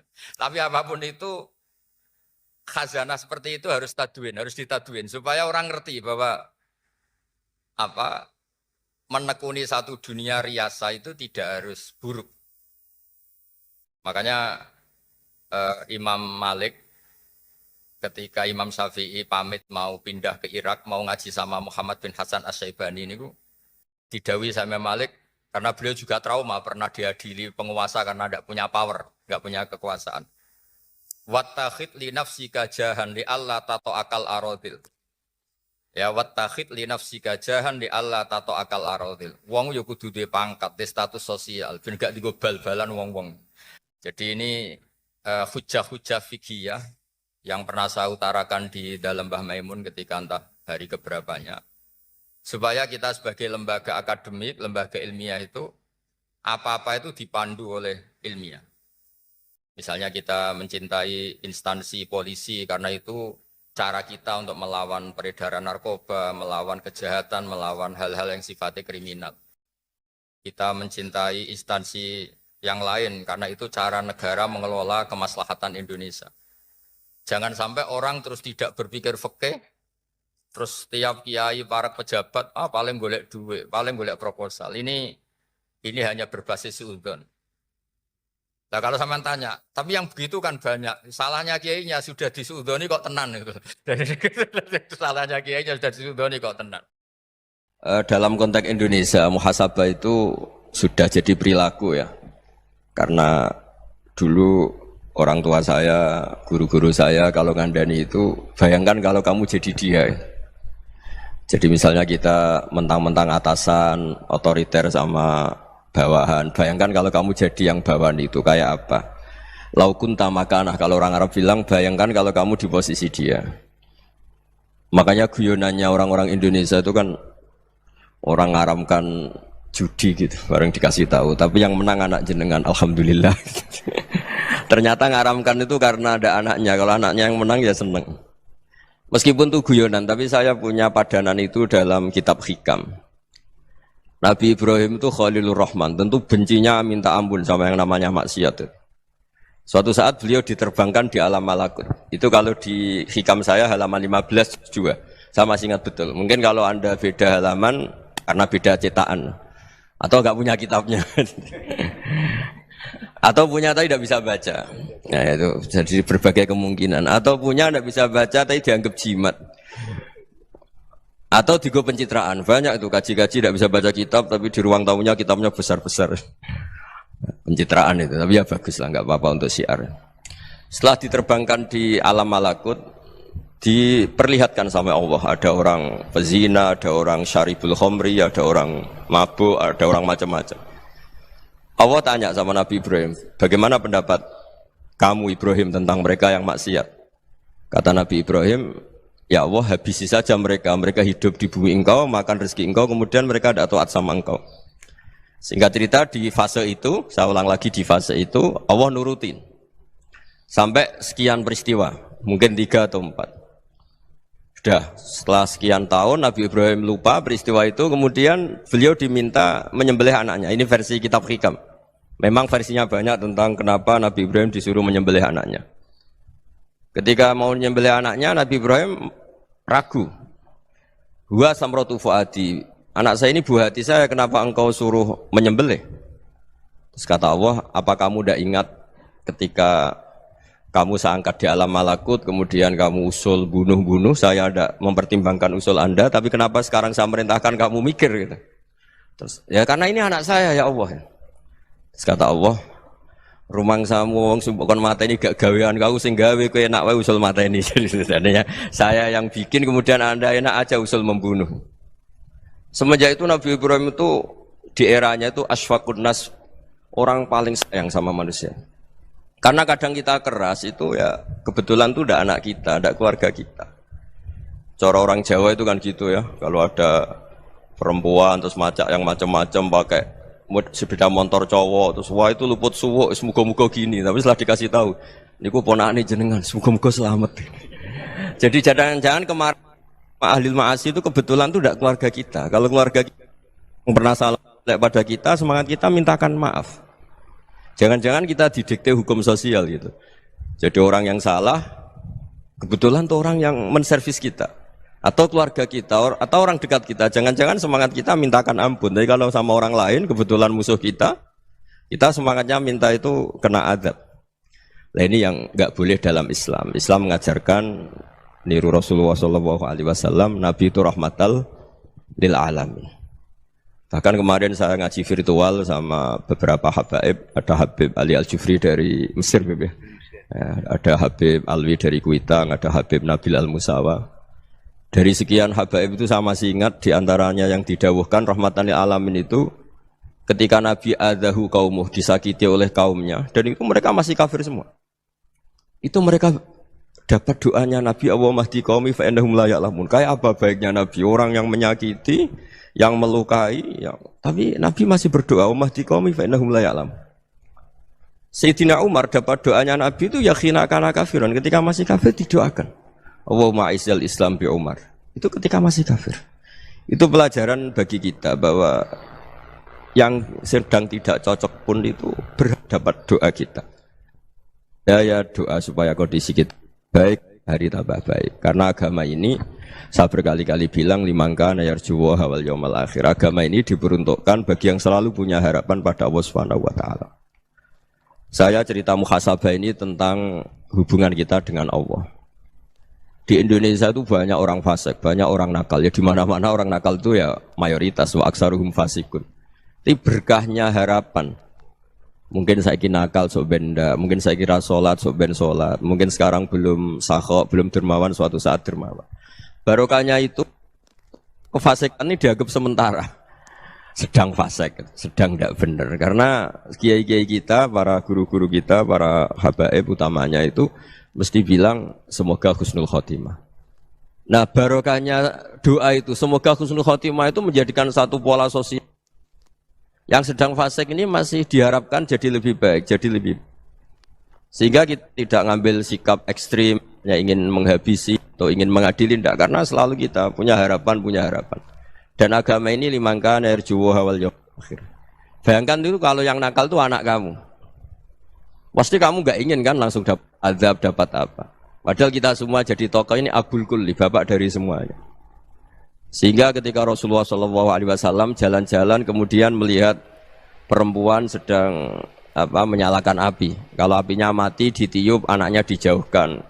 Nanti kalau sudah jauh dari api, anaknya digendong lagi. Terus kata Rasulullah, matur ke semua sahabat, Aro'aitum anna hadih tarihatan waladaha alan nar. Apa kamu berpendapat bahwa perempuan ini akan melemparkan anaknya ke neraka? Tidak ya Rasulullah. Tidak akan seorang ibu melemparkan anaknya ke api. Terus kata Rasulullah, Allahu arhamu min hadih biwaladiha. Allah lebih rahman, lebih rahim dibanding orang tua ini kepada anaknya. Ini yang harus kita kenalkan terus, kita kampanyakan terus, supaya orang hubungannya dengan Allah itu nyaman, asik. Sehingga dengan demikian selalu ada harapan bahwa yang sedang nakal ini suatu saat tobat. Kita tidak boleh menghukumi pasti begini, pasti gini, itu tidak wilayah kita. Itu juga yang dicontohkan Rasulullah SAW. Secara lahir Nabi itu nggak berkenan sama Wahsy, karena Wahsy itu salahnya salah fatal, karena membunuh ahabban nasi ila Rasulillah, yaitu membunuh Sayyid Hamzah. Jadi ketika Wahsy tobat, Nabi itu terima tobatnya. Dan ketika beliau dengan basariyahnya agak siap ketemu Wahsy karena harus ingat Sayyid Hamzah, basariyahnya diturutin. Oke, kamu iman, saya turutin, tapi jangan sering ketemu saya. Karena kalau ketemu kamu, saya masih ingat sama paman saya, Sayyid Hamzah. Kita bisa ngelola seperti itu. Kita tidak cocok sama orang, bagaimanapun mereka umat Rasulullah SAW, kita tetap mencintai mereka. Misalnya kalau beda agama, mereka sama-sama orang Indonesia, kita mencintai mereka atas nama warga Indonesia. Tapi kalau misalnya potongannya ora cocok, beda kultur, bawaannya itu mangkelno cara Jawa, ya bisa diilmoni, jangan ketemu. Wong sudah tidak cocok, ingin ketemu nyari solusi, roh ini tok seneng itu kan ya repot itu. Ya sudah kalau nggak pati cocok ya jangan sering ketemu. Dan itu kita bisa memanage seperti itu tuh bisa. Saya berkali-kali cerita tentang Imam Syafi'i. Kalau dikasih tahu ya Imam Aba Abdillah, panggilannya Imam Syafi'i, tetangga Anda ini ternyata banyak yang nggak senang Anda. Jawabnya beliau senang. Ya bagus kalau nggak senang saya, Anda utang saya katanya. Jadi gara-gara saman seneng aku ngatur aku ini kan. Dan mungkin saman rasa seneng kan ya enak. Jadi hidup itu dianggap happy. Kalau seneng ya teman silaturahim, kalau nggak seneng ya nggak bakal utang gitu. Baru kayak seneng itu nggak ganggu. Gitu. Jadi dulu itu orang bisa ngelola seneng nggak seneng itu bisa. Karena ada kearifan hubungan dengan Allah Subhanahu wa ta'ala. Hidupnya selesai karena masyghul bi dzikrillah, mereka sibuk dengan Allah. Makanya kata ulama-ulama tasawuf, kamu jangan melihat manusia perilakunya, tapi kamu juga harus ingat yang gerakkan semua itu Allah Subhanahu wa ta'ala. Dengan demikian kita farah, kita senang. Makanya Nabi kalau ngutus Anas bin Malik kemudian enggak kesampaian yang diinginkan karena Anas main, ketika garwa-garwane Nabi agak tersinggung, Nabi andaikan Allah menghendaki yang saya inginkan kesampaian, pasti itu kesampaian. Jadi dianggap kegagalan Anas gak manggil yang dituju Nabi itu ya kersane Allah, ya enteng saja. Sayyidina Ali lebih parah lagi yang dialamin. Itu dalam beliau kalau dipanggil itu gak cepet-cepet ke sana. Ketika ditanya, kenapa kamu tak panggil gak cepet ke saya?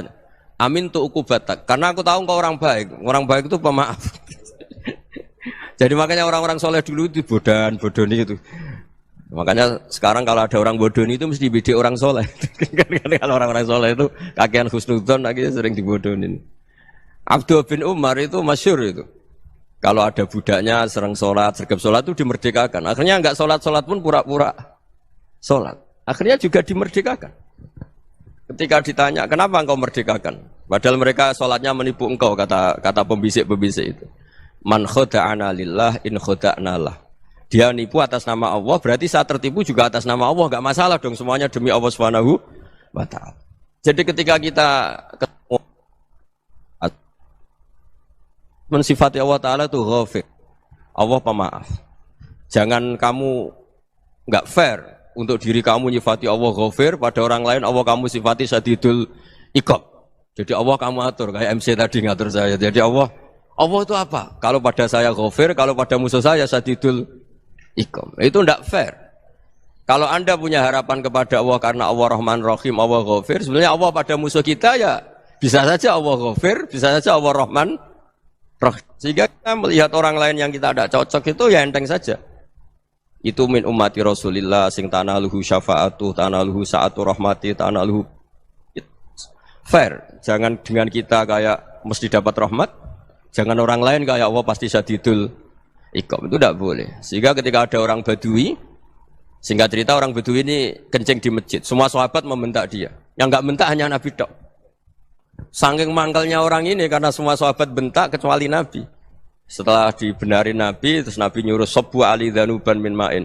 Setelah disucikan masjid itu, dia berdoa keras sekali. Allahumma arhamni wa Muhammadan wa la tarham ma'ana ahadan. Ya Allah, yang berhak dapat rahmatmu hanya saya dan Nabi Muhammad, yang lainnya jangan. Karena yang lainnya tuh jengkelin, gitu aja saya salah dimarah-marahin gitu. Jadi kalau kamu doa terbatas ya kayak orang Bedui ini, kayak orang Arabi. Apa kata Nabi? Laqad tahajjarta wasi'an. Allah yang rahmatnya luas menjadi kamu sempitkan.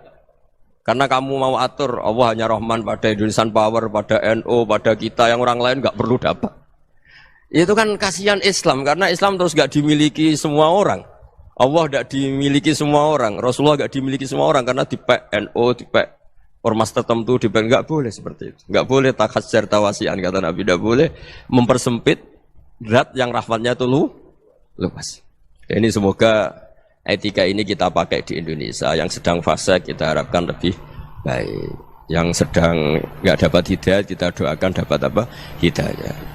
Masyhur kan, makanya tadi saya mohon sama Habib Ali supaya Habib Ahmad supaya tetap mahalul qiyam, tabaruk sama Habib Ali. Di antara doa-doa di Simtud Duror masyhur itu antuqa bilal mudhniba minnah bil ghufran wal musi'ah bil ihsan. Jadi harapannya para habaib, para orang-orang baik dulu ya, semoga yang dosa itu dimaafkan, yang sedang salah dibuka, bikin lebih baik.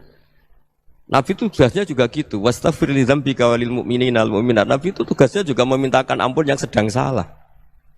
Nah ini cobalah jadi etika kita, muhasabah kita. Jadi muhasabah itu cara berpikir kita set, kita pikir ulang. Ternyata semangatnya seorang nabi itu wastaghfir li dzambika walil mu'minun. Semangatnya itu memintakan ampun. Orang ahli tafsir tahu semua kalau Nabi itu tidak mungkin dosa. Jadi itu khitabun Nabi wa urida bihi ummatu, itu khitab Nabi tapi yang dimaksud itu umatnya karena Nabi tidak akan mengalami dzambun, tidak akan mengalami dosa. Sekarang enggak, kadang-kadang kita ini kalau orang lain salah itu semangat.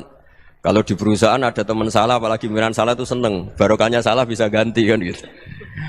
Jadi kalau mungkin di dunia tokoh juga gitu, barokahnya ada tokoh salah, kita yang jadi populer sendiri, tidak boleh seperti itu. Kita harus salimus sodri di jami'il muslimin. Jadi ini harus dilatih. Saya tadi matur sama Habib Ahmad, latihan kita jadi hidup. Nabi itu kalau resep jadi wali itu kata Nabi gampang. Kata Nabi, kalau kamu ingin disenangin Allah, ya sudah. Kalau kamu asbahta, amseta gini-gini, perasaan kamu kata Nabi, jangan punya perasaan ghil sama orang muslimin. Itu sudah wadzalika min sunnati. Makanya Nabi ngendikan la yablughni ahadun an ahadin syai'an. Ada yang baca la yuballighni ahadun an ahadin syai'an. Seseorang jangan melaporkan ke saya tentang salahnya yang lain. Fa inni akhruju ilaikum wa ana salimus sadri. Karena saya ingin ketemu sampean semua dalam keadaan salimus sadri, tidak punya perasaan apa-apa. Karena kalau nurutin membisik, nurutin informasi itu ya repot karena orang pasti sepihak. Ada kiai yang top, datang ke kampung-kampung ning desa-desa. Kata yang seneng itu punya akhlak. Wah itu bagus orang besar datang ke kampung-kampung. Kata yang enggak seneng, wah itu jobnya kiai kecil kok diambil. Itu kan ya kasihan itu kan sudut pandang. Makanya saya sering bilang, akal kita ini cukup untuk mentasdik Rasulullah Shallallahu Alaihi Wasallam. Meskipun perasaan kita kadang orang Jawa itu beda. Saya berkali-kali bilang sama peneliti dari Jogja, kenapa sih Gus para nabi itu kok poligami istrinya banyak? Nabi Dawud katanya itu berapa? Nabi Sulaiman malah jumlahnya agak terbatas. Nabi Muhammad itu paling sedikit. Saya tanya gini, perempuan itu orang lemah, jadi kalau nolong orang satu gimana baik? Kalau nolong orang dua ya lebih baik, ya sudah kira-kira seperti itu. Paling tidak akal kita masih tahu kalau orang baik itu kan mesti baik. Nolong orang satu baik, nolong orang dua ya lebih baik, nolong orang tiga lebih baik. Tapi kalau kamu orang nggak baik, satu saja kamu terlantarin, kamu miskinkan, kamu ya tinggal diukur kan. Kalau orang baik nambah baik, tapi kalau orang buruk tambah buruk. Nah itu akal. Akal kita bisa menganalisis kenapa sih nikah itu ada yang poligami, ada yang enggak. Ya sudah, ukur saja diri kamu. Misalnya kayak saya elek keriting, rabi terus, memperbanyak wong elek, orang perilaku netok raine dadi elek kabeh gitu. Tapi nak kowe ku ganteng, alim, ganteng, sugih, anake ganteng-ganteng, berhubung kowe saleh ahli swarga kabeh, mertua yo bangga karena karir kamu meyakinkan. Ini mertua kamu aja gak bangga mau nambah. Ipar gak bangga, mertua gak bangga, desa kamu yang kamu wayai juga gak. Beda dengan Nabi ketika nikah Juwairiyah itu gak ada pernikahan sebarokah Nabi dengan Juwairiyah itu. Azharu Rasulillah, di situ habis perang banyak tawanan gara-gara jadi besanya Nabi langsung dibebaskan semua karena Azharu Rasulillah. Sekarang besanya Kanjeng Nabi. Dulu Abu Sufyan mangkelnya bukan main sama Nabi. Gara-gara putrinya dinikah terus langsung jadi. Kalau kamu kan enggak, nikah satu, nikah lagi, satu kampung musuh kamu. Karena istri pertama ya cemburu, yang kedua agak bangga. Wah itu selesai itu, di dunia wal akhirah. Maksud saya, nganalisis Islam itu harus pakai akal. Dan akal yang dipakai, ini saya bawa ke kitab Ihya, adalah pikiran-pikiran para ulama. Makanya ketika Imam Ghazali ketika ditanya, fakaifa bi muslimin fasikin asawaha fi jami'i amri. Kalau kalian ketemu orang fasik, orang Islam tapi fasik, perilakunya enggak ada yang benar. Kata Imam Ghazali jawabnya lucu, aneh. Ma min muslimin illa wa islamuhu ta'ah. Tidak ada orang Islam kecuali dia mau Islam, membenarkan Allah dan Rasul itu sudah taatnya dia. Kok kamu tidak bisa melihat taatnya dia? Dia pikirannya kan ini pemabuk, ini tukang apa. Tapi kata Imam Ghazali, sebenarnya kamu masih bisa berpikir positif. Ma min muslimin illa wa islamuhu ta'ah. Tidak ada seseorang Islam ketika dia milih Islam itu pasti ada taatnya, yaitu tasdik pada Allah dan tasdik kepada Rasulullah Shallallahu Alaihi Wasallam. Jadi dengan pola seperti itu, maka di antara guru-guru kita yang modern ya di era Mbah Maimun, di sini ada Habib Ahmad, Habib Salim, syair yang sering dibaca beliau adalah ada orang munajat sama Allah, ini cerita munajat. Itu orang itu ngendikan gini, ana mutnibun, ana mukhtiun, ana asi, huwa rahimun, huwa ghafirun, huwa afi. Ya Allah, saya mukhti, saya orang yang salah. Ana mutnib, saya orang yang dosa. Ana asin, saya sering maksiat. Tapi engkau ya Allah, engkau ghafir, pemaaf. Engkau rahim, maha pengasih.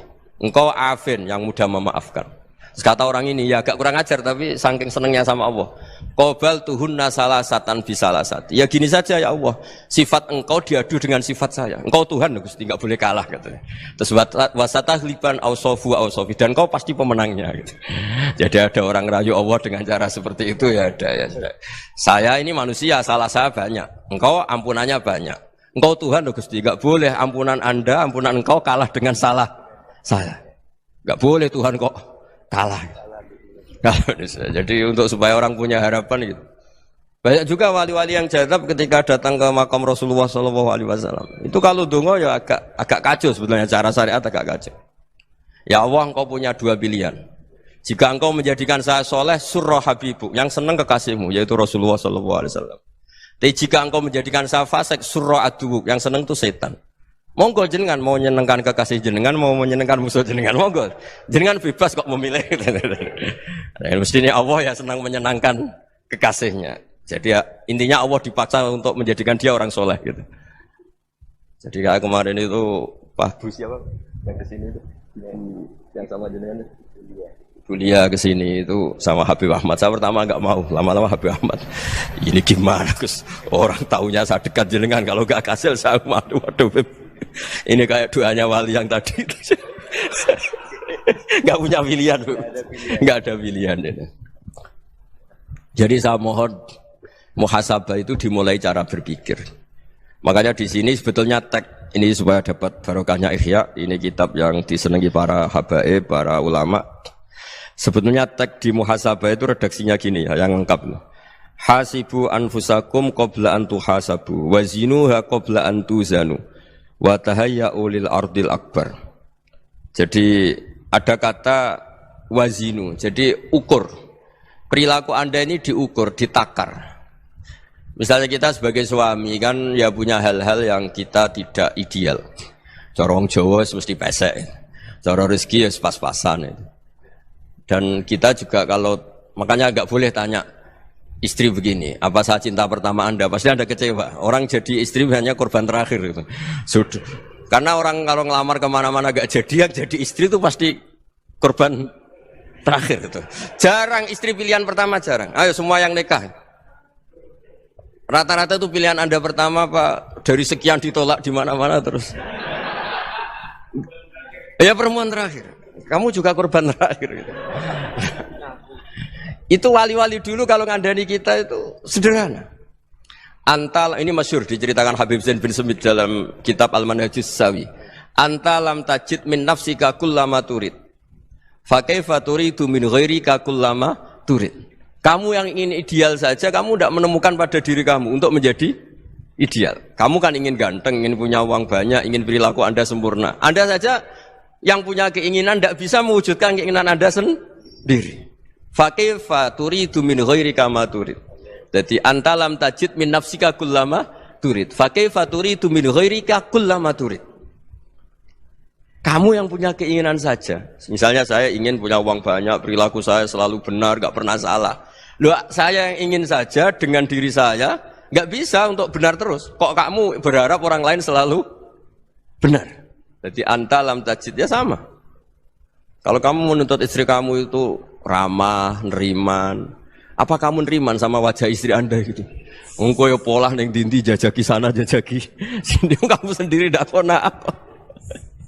Jadi itu nasihat yang luar biasa. Anta lam tajid min nafsika kullama turid, fa kaifa turidu min ghairika kullama turid.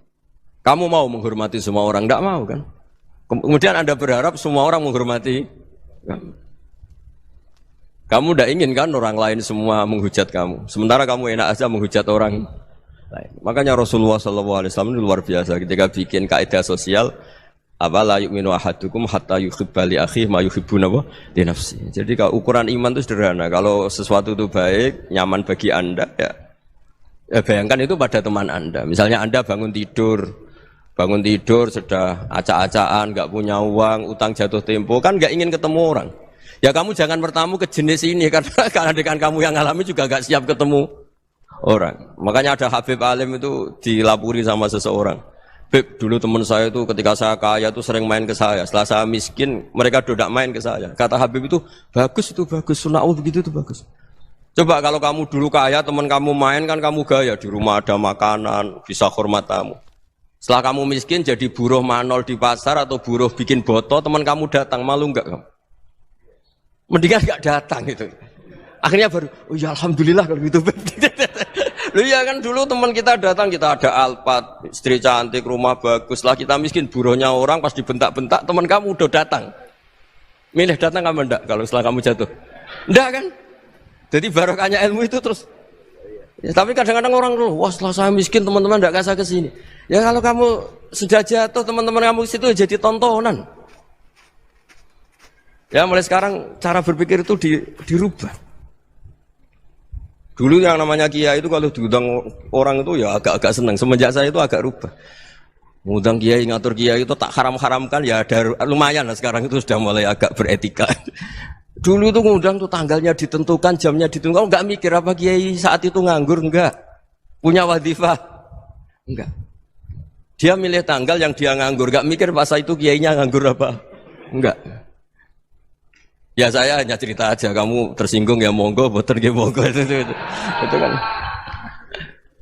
Jadi saya mohonlah supaya tadi saya juga matur ke Habib Ahmad. Jadi untuk orang merasa ikut sunnah Rasul itu gampang sekali kata Sayyid Muhammad. Dulu Nabi berpakaian ala daerahnya. Kalau mikot ya pakai mikotu baladi. Karena Nabi orang Madinah dan beliau berdomisili di Madinah ya misalnya mikotnya dari Bir Ali misalnya. Tapi kalau Anda orang kawasan Tanim mau umrah ya dari Tanim, misalnya kawasan Jirona ya dari Jirona. Artinya apa?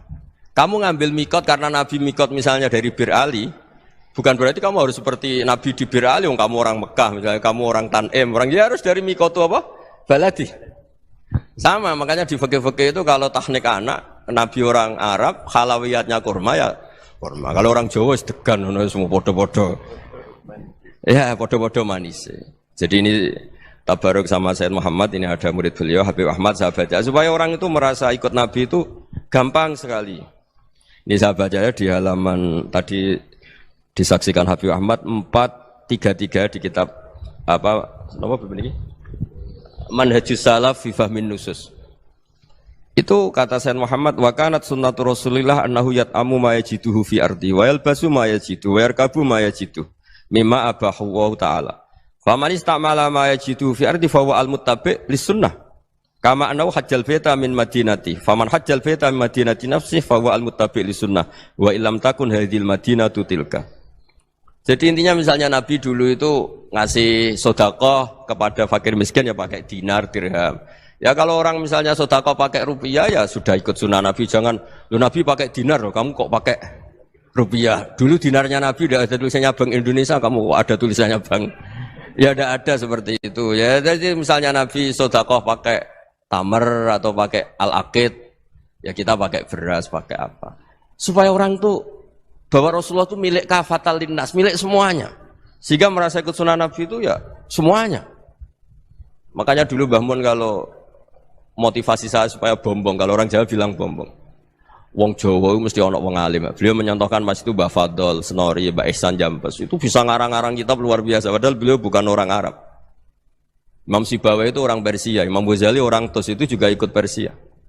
Kata Imam Mun, wong sing ora Arab lah mesti untuk jatah alim kata beliau. Karena Nabi itu diutus kafatal linnas. Nah ini kalau orang yang alim itu Arab tok, berarti tidak ada perwakilan dari Afrika, dari Asia Tenggara, dari mana-mana. Makanya karena Nabi statusnya itu kafatal linnas. Jadi kita harus bangga sebagai Muslim, sebagai orang Indonesia karena misalnya Wali Kutub dulu terkenalnya hanya ada di Yaman, di mana.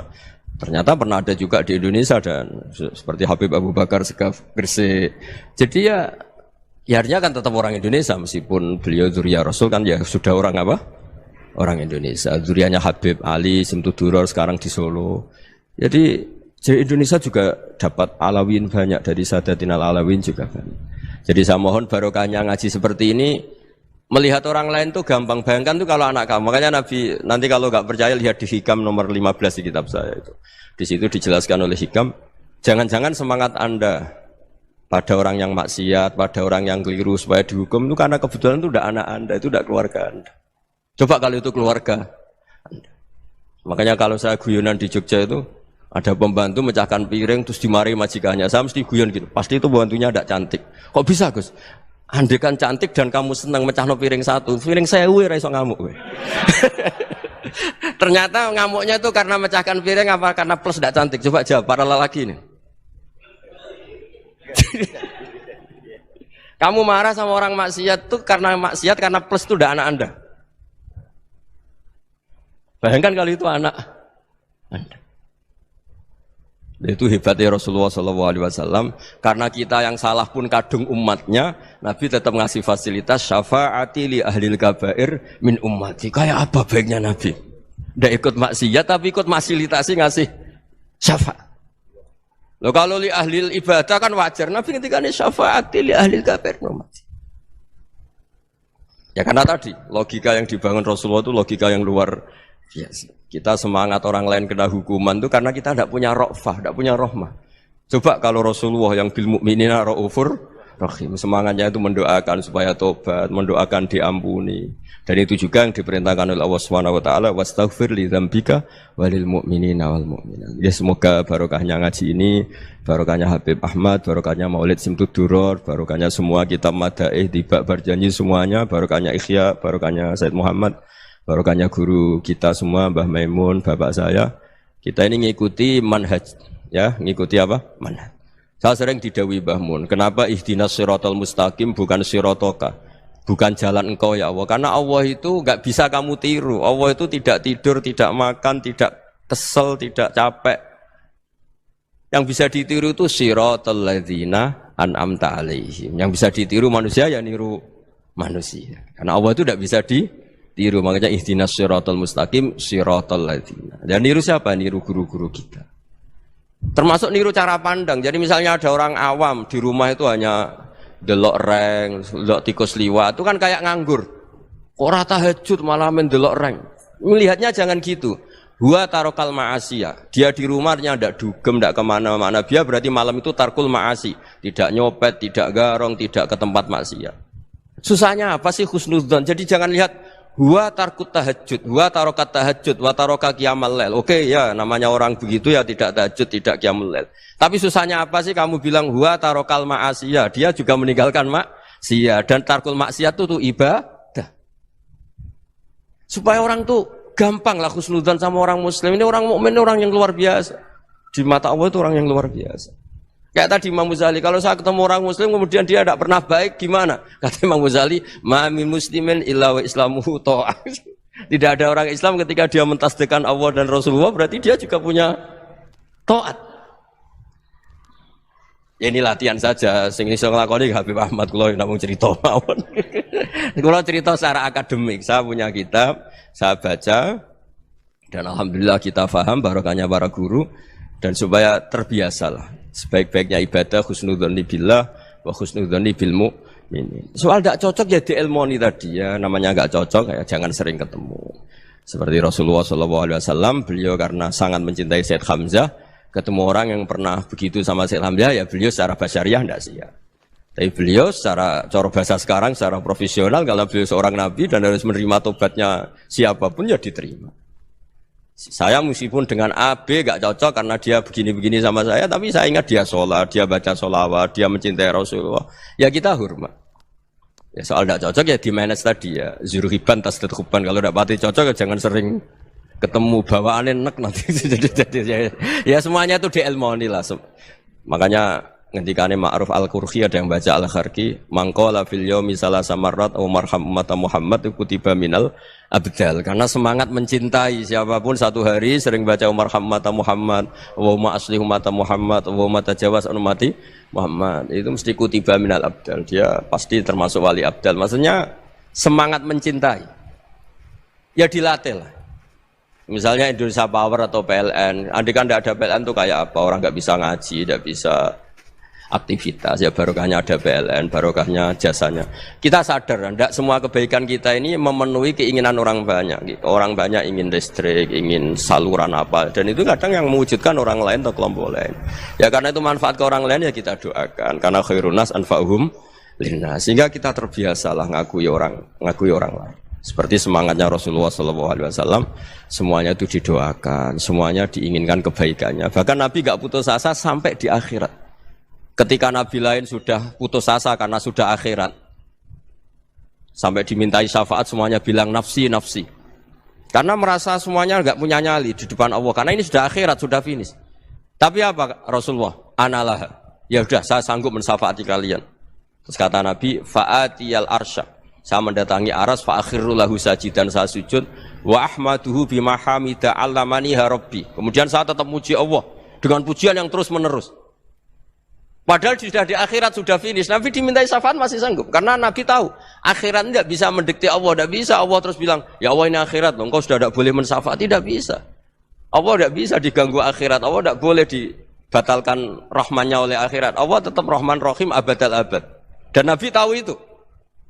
Makanya kata para ulama, fa Muhammadun ahmadu min ghairihi. Jadi Nabi Muhammad namanya dua, yang terkenal. Sebenarnya banyak yang terkenal dua, Muhammad sama Ahmad. Ketika Nabi punya nyali memuji Allah di akhirat atau sudah di akhirat, itu fa Muhammadun ahmadu min ghairihi. Ketika Nabi lain sudah tidak punya nyali muji Allah karena sudah akhirat, Nabi Muhammad tetap berani muji Allah di saat seperti itu. Makanya ahmadu di situ kata ulama itu af'al tafdil, fa Muhammadun ahmadu min ghairihi. Kanjeng Nabi lebih memuji Allah di saat yang Nabi lain sudah tidak punya nyali untuk muji Allah di saat itu. Makanya kata Nabi fa akhiru lahu sajidan wa ahmadhu bimahamida allamaniha rabbi. Akhirnya setelah lama gitu terus Allah ngendikan ya Muhammad irfa' ra'sak wasal tu'tah wasfa' tusyaffa. Sudah Muhammad, angkat kepala kamu minta apa saat turutin, dan kalau kamu ingin mensyafaati umatmu saya beri hak apa? Syafaat. Nah, semoga semangat itu juga menjadikan kita munajat bahwa rahmat Allah tidak terbatas, harapan juga tidak terbatas. Mungkin yang sedang nakal ya kita katakan sedang, jangan terus kamu pastikan wah ini mesti suul khotimah, mesti tidak orang baik. Tidak, agama ini liman kana yarjuwa wal yaumal akhir, selalu bagi yang punya harapan. Ya, mugi-mugi dapat barokah semua. Matur dengan kata wassalamualaikum warahmatullahi wabarakatuh. Dalam konteks Indonesia, muhasabah itu sudah jadi perilaku ya. Karena dulu orang tua saya, guru-guru saya kalau ngandani itu, bayangkan kalau kamu jadi dia ya. Jadi misalnya kita mentang-mentang atasan, otoriter sama bawahan, bayangkan kalau kamu jadi yang bawahan itu kayak apa? Laukun tamakanah, kalau orang Arab bilang, bayangkan kalau kamu di posisi dia. Makanya guyonannya orang-orang Indonesia itu kan orang ngaramkan judi gitu, bareng dikasih tahu. Tapi yang menang anak jenengan, alhamdulillah. Ternyata ngaramkan itu karena ada anaknya. Kalau anaknya yang menang ya seneng. Meskipun itu guyonan, tapi saya punya padanan itu dalam kitab Hikam. Nabi Ibrahim itu Khalilur Rahman, tentu bencinya minta ampun sama yang namanya maksiat. Suatu saat beliau diterbangkan di alam malakut. Itu kalau di Hikam saya halaman 15 juga. Saya masih ingat betul. Mungkin kalau Anda beda halaman karena beda cetakan. Atau enggak punya kitabnya. Atau punya tapi tidak bisa baca. Nah itu jadi berbagai kemungkinan. Atau punya tidak bisa baca tapi dianggap jimat. Atau digo pencitraan. Banyak itu kaji-kaji tidak bisa baca kitab tapi di ruang tamunya kitabnya besar-besar. Pencitraan itu, tapi ya bagus lah, nggak apa-apa untuk syiar. Setelah diterbangkan di alam malakut, diperlihatkan sama Allah, ada orang pezina, ada orang syaribul khomri, ada orang mabuk, ada orang macam-macam. Allah tanya sama Nabi Ibrahim, bagaimana pendapat kamu Ibrahim tentang mereka yang maksiat? Kata Nabi Ibrahim, ya Allah habisi saja mereka, mereka hidup di bumi engkau, makan rezeki engkau, kemudian mereka tidak taat sama engkau. Singkat cerita di fase itu, saya ulang lagi di fase itu, Allah nurutin. Sampai sekian peristiwa, mungkin 3 atau 4. Sudah, setelah sekian tahun Nabi Ibrahim lupa peristiwa itu, kemudian beliau diminta menyembelih anaknya. Ini versi kitab Hikam. Memang versinya banyak tentang kenapa Nabi Ibrahim disuruh menyembelih anaknya. Ketika mau menyembelih anaknya, Nabi Ibrahim ragu. Huwa samratu fuadi. Anak saya ini buah hati saya, kenapa engkau suruh menyembelih? Terus kata Allah, apa kamu tidak ingat ketika kamu saya angkat di alam malakut, kemudian kamu usul bunuh-bunuh, saya tidak mempertimbangkan usul Anda, tapi kenapa sekarang saya merintahkan kamu mikir? Gitu. Terus, ya karena ini anak saya ya Allah. Terus kata Allah, rumang samu wong sing kon mata ini gak gawean kau sing gawe kowe enak wae usul mata ini. Jadi sebenarnya saya yang bikin, kemudian Anda enak aja usul membunuh. Semenjak itu Nabi Ibrahim itu di eranya itu asfaqun nas, orang paling sayang sama manusia. Karena kadang kita keras itu ya kebetulan itu udah anak kita, ada keluarga kita. Cara orang Jawa itu kan gitu ya, kalau ada perempuan terus macak yang macam-macam pakai sepeda motor cowok terus wah itu luput suwuk, semoga-moga gini. Tapi setelah dikasih tahu, niku ponakane jenengan, semoga-moga selamat. Jadi jangan-jangan kemarin ahli ma'asi itu kebetulan itu tidak keluarga kita. Kalau keluarga kita yang pernah salah pada kita, semangat kita mintakan maaf. Jangan-jangan kita didikte hukum sosial gitu. Jadi orang yang salah, kebetulan itu orang yang menservis kita. Atau keluarga kita, atau orang dekat kita. Jangan-jangan semangat kita mintakan ampun. Tapi kalau sama orang lain, kebetulan musuh kita semangatnya minta itu kena adab. Nah ini yang nggak boleh dalam Islam. Islam mengajarkan niru Rasulullah SAW, Nabi itu rahmatal lil alamin. Bahkan kemarin saya ngaji virtual sama beberapa habaib, ada Habib Ali Al-Jufri dari Mesir, ya. Ada Habib Alwi dari Kuitang, ada Habib Nabil Al-Musawa. Dari sekian habaib itu saya masih ingat diantaranya yang didawuhkan rahmatan lil alamin itu ketika Nabi adahu kaumuh, disakiti oleh kaumnya, dan itu mereka masih kafir semua. Itu mereka dapat doanya Nabi, Allah mahdi qaumi fa innahum la ya'lamun. Kayak apa baiknya Nabi, orang yang menyakiti, yang melukai, tapi Nabi masih berdoa, Allah mahdi qaumi fa innahum la ya'lamun. Sayyidina Umar dapat doanya Nabi itu yakhina kana kafiran, ketika masih kafir didoakan. Allahumma a'izzal Islam bi Umar. Itu ketika masih kafir.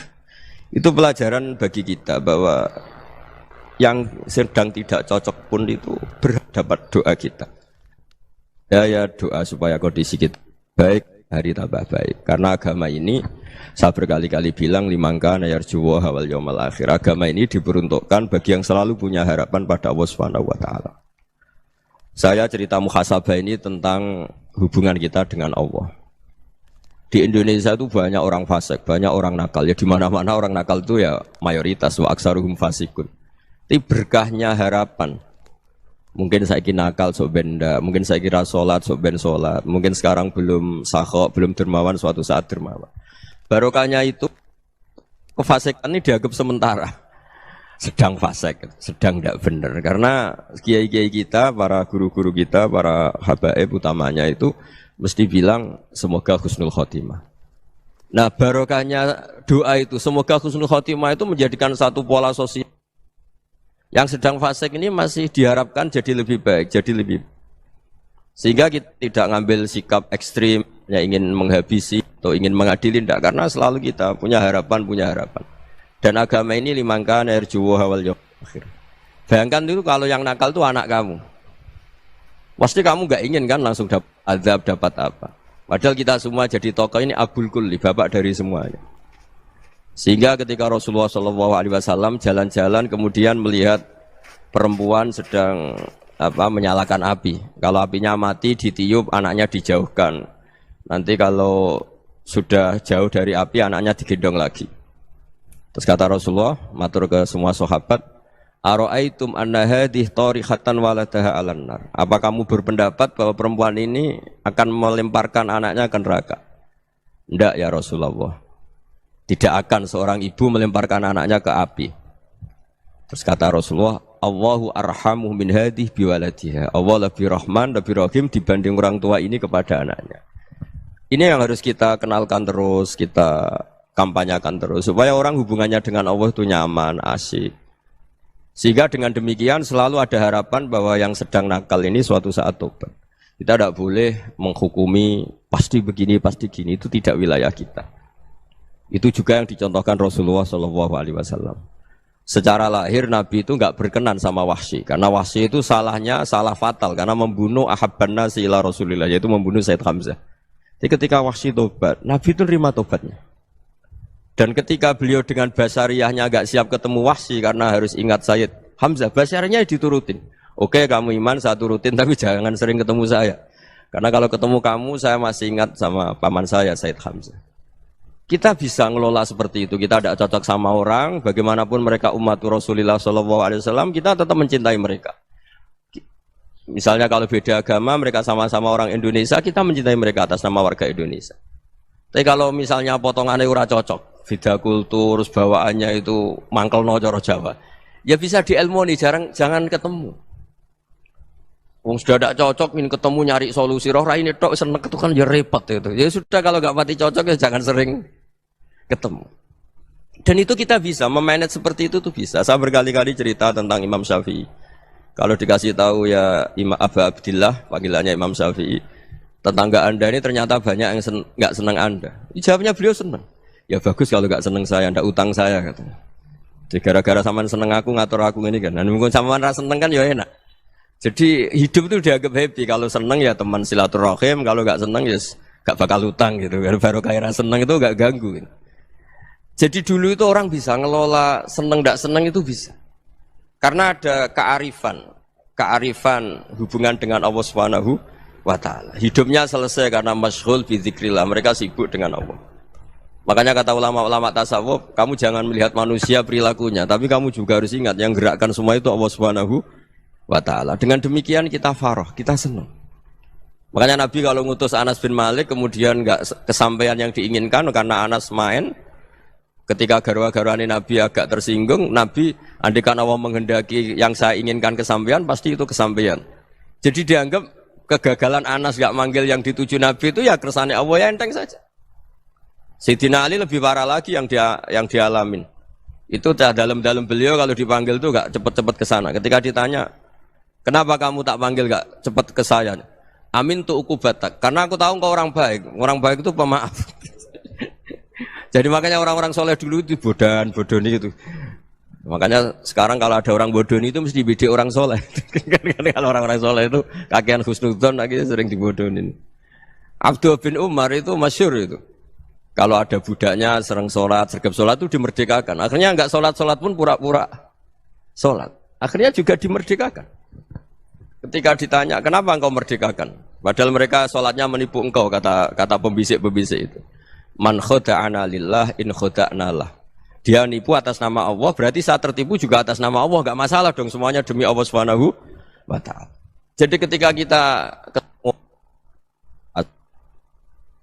mensifati Allah Ta'ala itu ghafir, Allah pemaaf. Jangan kamu enggak fair untuk diri kamu nyifati Allah ghafir, pada orang lain Allah kamu sifati syadidul iqab. Jadi Allah kamu atur, kayak MC tadi ngatur saya. Jadi Allah Allah itu apa? Kalau pada saya ghafir, kalau pada musuh saya syadidul iqam. Itu tidak fair. Kalau Anda punya harapan kepada Allah karena Allah Rahman Rahim, Allah ghafir, sebenarnya Allah pada musuh kita ya bisa saja Allah ghafir, bisa saja Allah Rahman Rahim. Sehingga kita melihat orang lain yang kita tidak cocok itu ya enteng saja. Itu min ummati Rasulillah sing tanaluhu syafa'atuh, tanaluhu sa'atu rahmati, tanaluhu fair. Jangan dengan kita kayak mesti dapat rahmat. Jangan orang lain kayak Allah pasti syadidul iqam, itu tidak boleh. Sehingga ketika ada orang Badui, singkat cerita orang Badui ini kencing di masjid, semua sahabat membentak dia. Yang enggak bentak hanya Nabi tok. Saking mangkelnya orang ini karena semua sahabat bentak kecuali Nabi. Setelah dibenarin Nabi, terus Nabi nyuruh sabbu ali dhanuban min ma'in. Setelah disucikan masjid itu, dia berdoa keras sekali. Allahumma arhamni wa Muhammadan wa la tarham ma'ana ahadan. Ya Allah, yang berhak dapat rahmatmu hanya saya dan Nabi Muhammad, yang lainnya jangan. Karena yang lainnya tuh jengkelin, gitu aja saya salah dimarah-marahin gitu. Jadi kalau kamu doa terbatas ya kayak orang Bedui ini, kayak orang Arabi. Apa kata Nabi? Laqad tahajjarta wasi'an. Allah yang rahmatnya luas menjadi kamu sempitkan. Karena kamu mau atur Allah hanya rahman pada Indonesian Power, pada NU, pada kita, yang orang lain nggak perlu dapat. Itu kan kasihan Islam, karena Islam terus nggak dimiliki semua orang. Allah tidak dimiliki semua orang, Rasulullah tidak dimiliki semua orang karena di NU, di ormas tertentu, di nggak boleh seperti itu, nggak boleh takhasyar tawasian kata Nabi, tidak boleh mempersempit zat yang rahmatnya itu luas. Ini semoga etika ini kita pakai di Indonesia, yang sedang fase kita harapkan lebih baik, yang sedang nggak dapat hidayah kita doakan dapat apa hidayah. Masyhur kan, makanya tadi saya mohon sama Habib Ali supaya Habib Ahmad supaya tetap mahalul qiyam, tabaruk sama Habib Ali. Di antara doa-doa di Simtud Duror masyhur itu antuqabilal mudhniba minnah bil ghufran wal musi'ah bil ihsan. Jadi harapannya para habaib, para orang-orang baik dulu ya semoga yang dosa itu dimaafkan, yang sedang salah dibuka, bikin lebih baik. Nabi itu tugasnya juga gitu. Wastaghfir li dzambika walil mu'minina wal mu'minat. Nabi itu tugasnya juga memintakan ampun yang sedang salah. Nah ini cobalah jadi etika kita, muhasabah kita. Jadi muhasabah itu cara berpikir kita set, kita pikir ulang. Ternyata semangatnya seorang nabi itu wastaghfir li dzambika walil mu'minun. Semangatnya itu memintakan ampun. Orang ahli tafsir tahu semua kalau Nabi itu tidak mungkin dosa. Jadi itu khitabun Nabi wa urida bihi ummatu, itu khitab Nabi, tapi yang dimaksud itu umatnya, karena Nabi tidak akan mengalami dzambun, tidak akan mengalami dosa.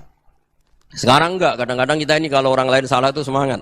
Kalau di perusahaan ada teman salah, apalagi pimpinan salah itu seneng. Barokahnya salah bisa ganti kan gitu. Jadi kalau mungkin di dunia tokoh juga gitu, barokahnya ada tokoh salah, kita yang jadi populer sendiri, tidak boleh seperti itu. Kita harus salimus sodri di jami'il muslimin. Jadi ini harus dilatih. Saya tadi matur sama Habib Ahmad, latihan kita jadi hidup. Nabi itu kalau resep jadi wali itu kata Nabi gampang.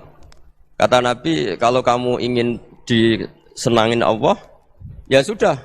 Kalau kamu asbahta, amseta, gini-gini, perasaan kamu kata Nabi, jangan punya perasaan ghil sama orang muslimin. Itu sudah wadzalika min sunnati. Makanya Nabi ngendikan la yablughni ahadun an ahadin syai'an. Ada yang baca la yuballighni ahadun an ahadin syai'an.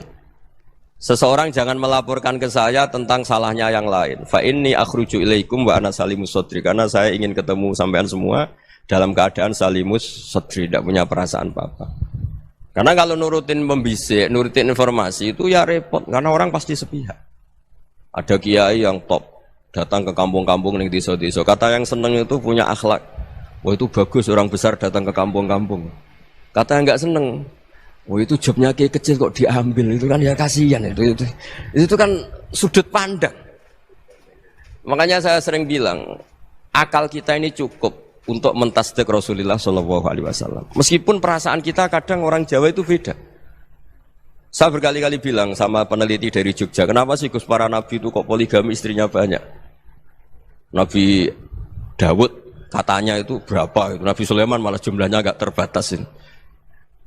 Nabi Muhammad itu paling sedikit. Saya tanya gini, perempuan itu orang lemah, jadi kalau nolong orang satu gimana baik? Kalau nolong orang dua ya lebih baik, ya sudah kira-kira seperti itu. Paling tidak akal kita masih tahu kalau orang baik, Itu kan mesti baik. Nolong orang satu baik, nolong orang dua ya lebih baik, nolong orang tiga lebih baik. Tapi kalau kamu orang nggak baik, satu saja kamu terlantarin, kamu miskinkan, kamu ya tinggal diukur kan. Kalau orang baik, nambah baik. Tapi kalau orang buruk, tambah buruk. Nah itu akal. Akal kita bisa menganalisis kenapa sih nikah itu ada yang poligami, ada yang enggak. Ya sudah, ukur saja diri kamu. Misalnya kayak saya elek keriting, rabi terus, memperbanyak wong elek, orang perilaku netok raine dadi elek kabeh gitu. Tapi nak kowe ku ganteng, alim, ganteng, sugih, anake ganteng-ganteng, berhubung kowe saleh ahli swarga kabeh, mertua yo bangga karena karir kamu meyakinkan, ini mertua kamu aja gak bangga mau nambah. Ipar gak bangga, mertua gak bangga, desa kamu yang kamu wayai juga gak. Beda dengan Nabi ketika nikah Juwairiyah itu gak ada pernikahan sebarokah Nabi dengan Juwairiyah itu. Azharu Rasulillah, di situ habis perang banyak tawanan gara-gara jadi bisanya Nabi langsung dibebaskan semua karena Azharu Rasulillah. Sekarang bisanya Kanjeng Nabi. Dulu Abu Sufyan mangkalnya bukan main sama Nabi. Gara-gara putrinya dinikah terus langsung jadi. Kalau kamu kan enggak, nikah satu, nikah lagi. Satu kampung musuhnya. Karena istri pertama ya cemburu, yang kedua agak bangga. Wah itu selesai itu. Di dunia wal akhirah. Maksud saya, nganalisis Islam itu harus pakai akal. Dan akal yang dipakai, ini saya bawa ke kitab Ihya, adalah pikiran-pikiran para ulama. Makanya ketika Imam Ghazali ketika ditanya, fakaifa bi muslimin fasikin asawwaha fi jami'i amri. Kalau kalian ketemu orang fasik, orang Islam tapi fasik, perilakunya enggak ada yang benar. Kata Imam Ghazali jawabnya lucu, aneh. Ma min muslimin illa wa islamuhu ta'ah. Tidak ada orang Islam kecuali dia mau Islam, membenarkan Allah dan Rasul itu sudah taatnya dia. Kok kamu tidak bisa melihat taatnya dia? Dia pikirannya kan ini pemabuk, ini tukang apa. Tapi kata Imam Ghazali, sebenarnya kamu masih bisa berpikir positif. Ma min muslimin illa wa islamuhu ta'ah. Tidak ada seseorang Islam ketika dia milih Islam itu pasti ada taatnya, yaitu tasdik pada Allah dan tasdik kepada Rasulullah sallallahu alaihi wasallam. Jadi dengan pola seperti itu, maka di antara guru-guru kita yang modern ya di era Mbah Maimun, di sini ada Habib Ahmad.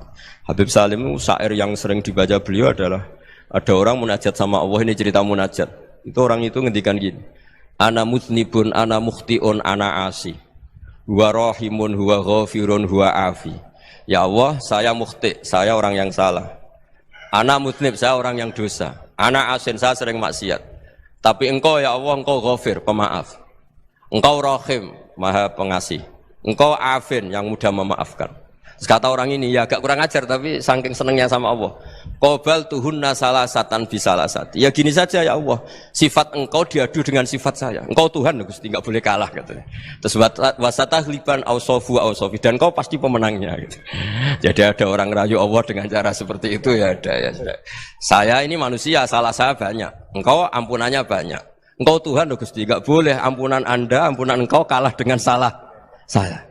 Enggak boleh Tuhan kok kalah. Jadi untuk supaya orang punya harapan gitu. Banyak juga wali-wali yang jadab ketika datang ke makam Rasulullah SAW. Itu kalau dongo ya agak kacau sebetulnya, cara syariat agak kacau. Ya Allah, engkau punya dua pilihan. Jika engkau menjadikan saya soleh, surah habibu, yang senang kekasihmu, yaitu Rasulullah SAW. Tapi jika engkau menjadikan saya fasik, surah adubu, yang senang itu setan. Monggo jenengan mau menyenangkan kekasih jenengan, mau menyenangkan musuh jenengan, monggo. Jenengan bebas kok memilih. Nah, mestinya Allah ya senang menyenangkan kekasihnya. Jadi ya, intinya Allah dipaksa untuk menjadikan dia orang soleh gitu. Jadi kayak kemarin itu Pak Bu siapa yang kesini itu, yang sama jenengan kuliah kesini itu sama Habib Ahmad. Saya pertama nggak mau, lama-lama Habib Ahmad. Ini gimana Gus? Orang taunya saya dekat jenengan, kalau nggak kasih saya waduh. Ini kayak doanya wali yang tadi. Nggak punya pilihan, nggak ada pilihan ini. Jadi saya mohon muhasabah itu dimulai cara berpikir. Makanya di sini sebetulnya teks ini supaya dapat barokahnya Ihya. Ini kitab yang disenangi para habaib, para ulama. Sebetulnya teks di muhasabah itu redaksinya gini ya, yang lengkap. Hasibu anfusakum qabla an tuhasabu, wazinuha qabla an tuzanu, wa tahayya'u lil ardil akbar. Jadi ada kata wazinu, jadi ukur. Perilaku Anda ini diukur, ditakar. Misalnya kita sebagai suami kan ya punya hal-hal yang kita tidak ideal. Cara wong Jawa mesti pesek. Cara rezeki ya pas-pasan itu. Dan kita juga kalau makanya enggak boleh tanya istri begini, apa saya cinta pertama Anda? Pasti Anda kecewa. Orang jadi istri hanya korban terakhir itu. Sudah. Karena orang kalau ngelamar kemana-mana enggak jadi istri itu pasti korban terakhir itu. Jarang istri pilihan pertama, jarang. Ayo semua yang nikah. Rata-rata itu pilihan Anda pertama Pak, dari sekian ditolak di mana-mana terus. Ya perempuan terakhir. Kamu juga korban terakhir gitu. Itu wali-wali dulu kalau ngandani kita itu sederhana. Antal ini masyhur diceritakan Habib Zain bin Semit dalam kitab Al-Manhajus Sawi. Anta lam tajid min nafsika kullama turid. Fa kaifa turidu min ghairika kullama turid. Kamu yang ingin ideal saja, kamu tidak menemukan pada diri kamu untuk menjadi ideal. Kamu kan ingin ganteng, ingin punya uang banyak, ingin perilaku Anda sempurna. Anda saja yang punya keinginan tidak bisa mewujudkan keinginan Anda sendiri. Fakaifa turidu min ghairika ma turid. Jadi anta lam tajid min nafsika kullama turid. Fakaifa turidu min ghairika kullama turid. Kamu yang punya keinginan saja. Misalnya saya ingin punya uang banyak, perilaku saya selalu benar, gak pernah salah. Loh, saya yang ingin saja dengan diri saya, gak bisa untuk benar terus. Kok kamu berharap orang lain selalu benar? Jadi anta lam tajid ya sama. Kalau kamu menuntut istri kamu itu ramah, neriman, apa kamu neriman sama wajah istri Anda gitu? Engko ya pola neng dindi jajaki sana jajaki sini, kamu sendiri ndak kona apa. Jadi itu nasihat yang luar biasa. Anta lam tajid min nafsika kullama turid, fa kaifa turidu min ghairika kullama turid. Kamu mau menghormati semua orang, enggak mau kan? Kemudian Anda berharap semua orang menghormati kamu. Kamu tidak ingin kan orang lain semua menghujat kamu. Sementara kamu enak aja menghujat orang lain. Makanya Rasulullah SAW itu luar biasa ketika bikin kaidah sosial. Apa la yu'minu ahadukum hatta yuhibba li akhihi ma yuhibbu li nafsi. Jadi kalau ukuran iman itu sederhana. Kalau sesuatu itu baik, nyaman bagi Anda ya bayangkan itu pada teman Anda. Misalnya Anda bangun tidur sudah acak-acakan, enggak punya uang, utang jatuh tempo, kan enggak ingin ketemu orang. Ya kamu jangan bertamu ke jenis ini karena dengan kamu yang alami juga gak siap ketemu orang. Makanya ada Habib Alim itu dilapuri sama seseorang. Beb, dulu teman saya itu ketika saya kaya itu sering main ke saya. Setelah saya miskin, mereka tidak main ke saya. Kata Habib itu bagus, sunnah Allah begitu itu bagus. Coba kalau kamu dulu kaya, teman kamu main kan kamu gaya. Di rumah ada makanan, bisa hormat tamu. Setelah kamu miskin jadi buruh manol di pasar atau buruh bikin boto, teman kamu datang, malu enggak kamu? Mendingan gak datang gitu. Akhirnya baru, oh ya alhamdulillah kalau gitu. Loh ya kan dulu teman kita datang, kita ada Alphard, istri cantik, rumah bagus. Lah kita miskin, buruhnya orang pas dibentak-bentak, teman kamu udah datang. Milih datang apa enggak kalau setelah kamu jatuh? Enggak kan? Jadi barokahnya ilmu itu terus. Ya, tapi kadang-kadang orang loh, wah setelah saya miskin teman-teman enggak kasih ke sini. Ya kalau kamu sudah jatuh, teman-teman kamu ke situ jadi tontonan.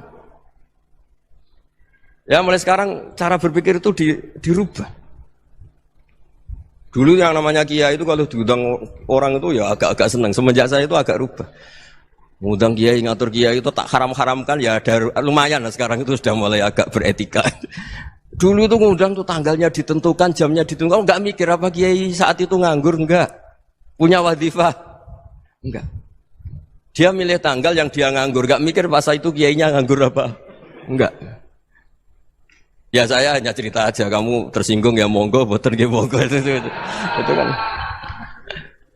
Jadi saya mohonlah supaya tadi saya juga matur ke Habib Ahmad. Jadi untuk orang merasa ikut sunnah Rasul itu gampang sekali kata Sayyid Muhammad. Dulu Nabi berpakaian ala daerahnya. Kalau mikot ya pakai mikotu baladi. Karena Nabi orang Madinah dan beliau berdomisili di Madinah ya misalnya mikotnya dari Bir Ali misalnya. Tapi kalau Anda orang kawasan Tanim mau umrah ya dari Tanim, misalnya kawasan Jirona ya dari Jirona. Artinya apa? Kamu ngambil mikot karena Nabi mikot misalnya dari Bir Ali, bukan berarti kamu harus seperti Nabi di Bir Ali, kamu orang Mekah, misalnya kamu orang Tanim, orang dia harus dari mikot itu apa? Baladi. Sama, makanya di fikih-fikih itu kalau tahnik anak, Nabi orang Arab, halawiyatnya kurma ya kurma. Kalau orang Jawa sedegan, semua podo-podo. Ya, podo-podo manis. Jadi ini tabaruk sama Sayyid Muhammad, ini ada murid beliau Habib Ahmad, saya baca supaya orang itu merasa ikut Nabi itu gampang sekali. Ini saya baca ya di halaman tadi disaksikan Habib Ahmad 433 di kitab apa begini? Manhajus Salaf fi Fahmin Nusus. Itu kata Sayyid Muhammad, wa kanat sunnatu Rasulillah annahu yat'amu ma yajiduhu fi ardi wa yalbasu ma yajidu wa yarkabu ma yajidu mimma abahu wa ta'ala. Faman istamala ma yajidu fi ardi fa huwa al-muttabi' lis-sunnah. Kama annahu hajjal baita min madinati. Faman hajjal baita min madinati nafsi fa huwa al-muttabi' lis-sunnah wa illam takun hadhil madinatu tilka. Jadi intinya misalnya Nabi dulu itu ngasih sedekah kepada fakir miskin ya pakai dinar, dirham. Ya kalau orang misalnya sedekah pakai rupiah ya sudah ikut sunnah Nabi. Jangan, lu Nabi pakai dinar loh, kamu kok pakai rupiah. Dulu dinarnya Nabi udah ada tulisannya Bank Indonesia, kamu ada tulisannya Bank. Ya udah ada seperti itu. Ya jadi misalnya Nabi sedekah pakai tamar atau pakai al-aqid, ya kita pakai beras, pakai apa. Supaya orang tuh bahwa Rasulullah itu milik kafatal linnas, milik semuanya.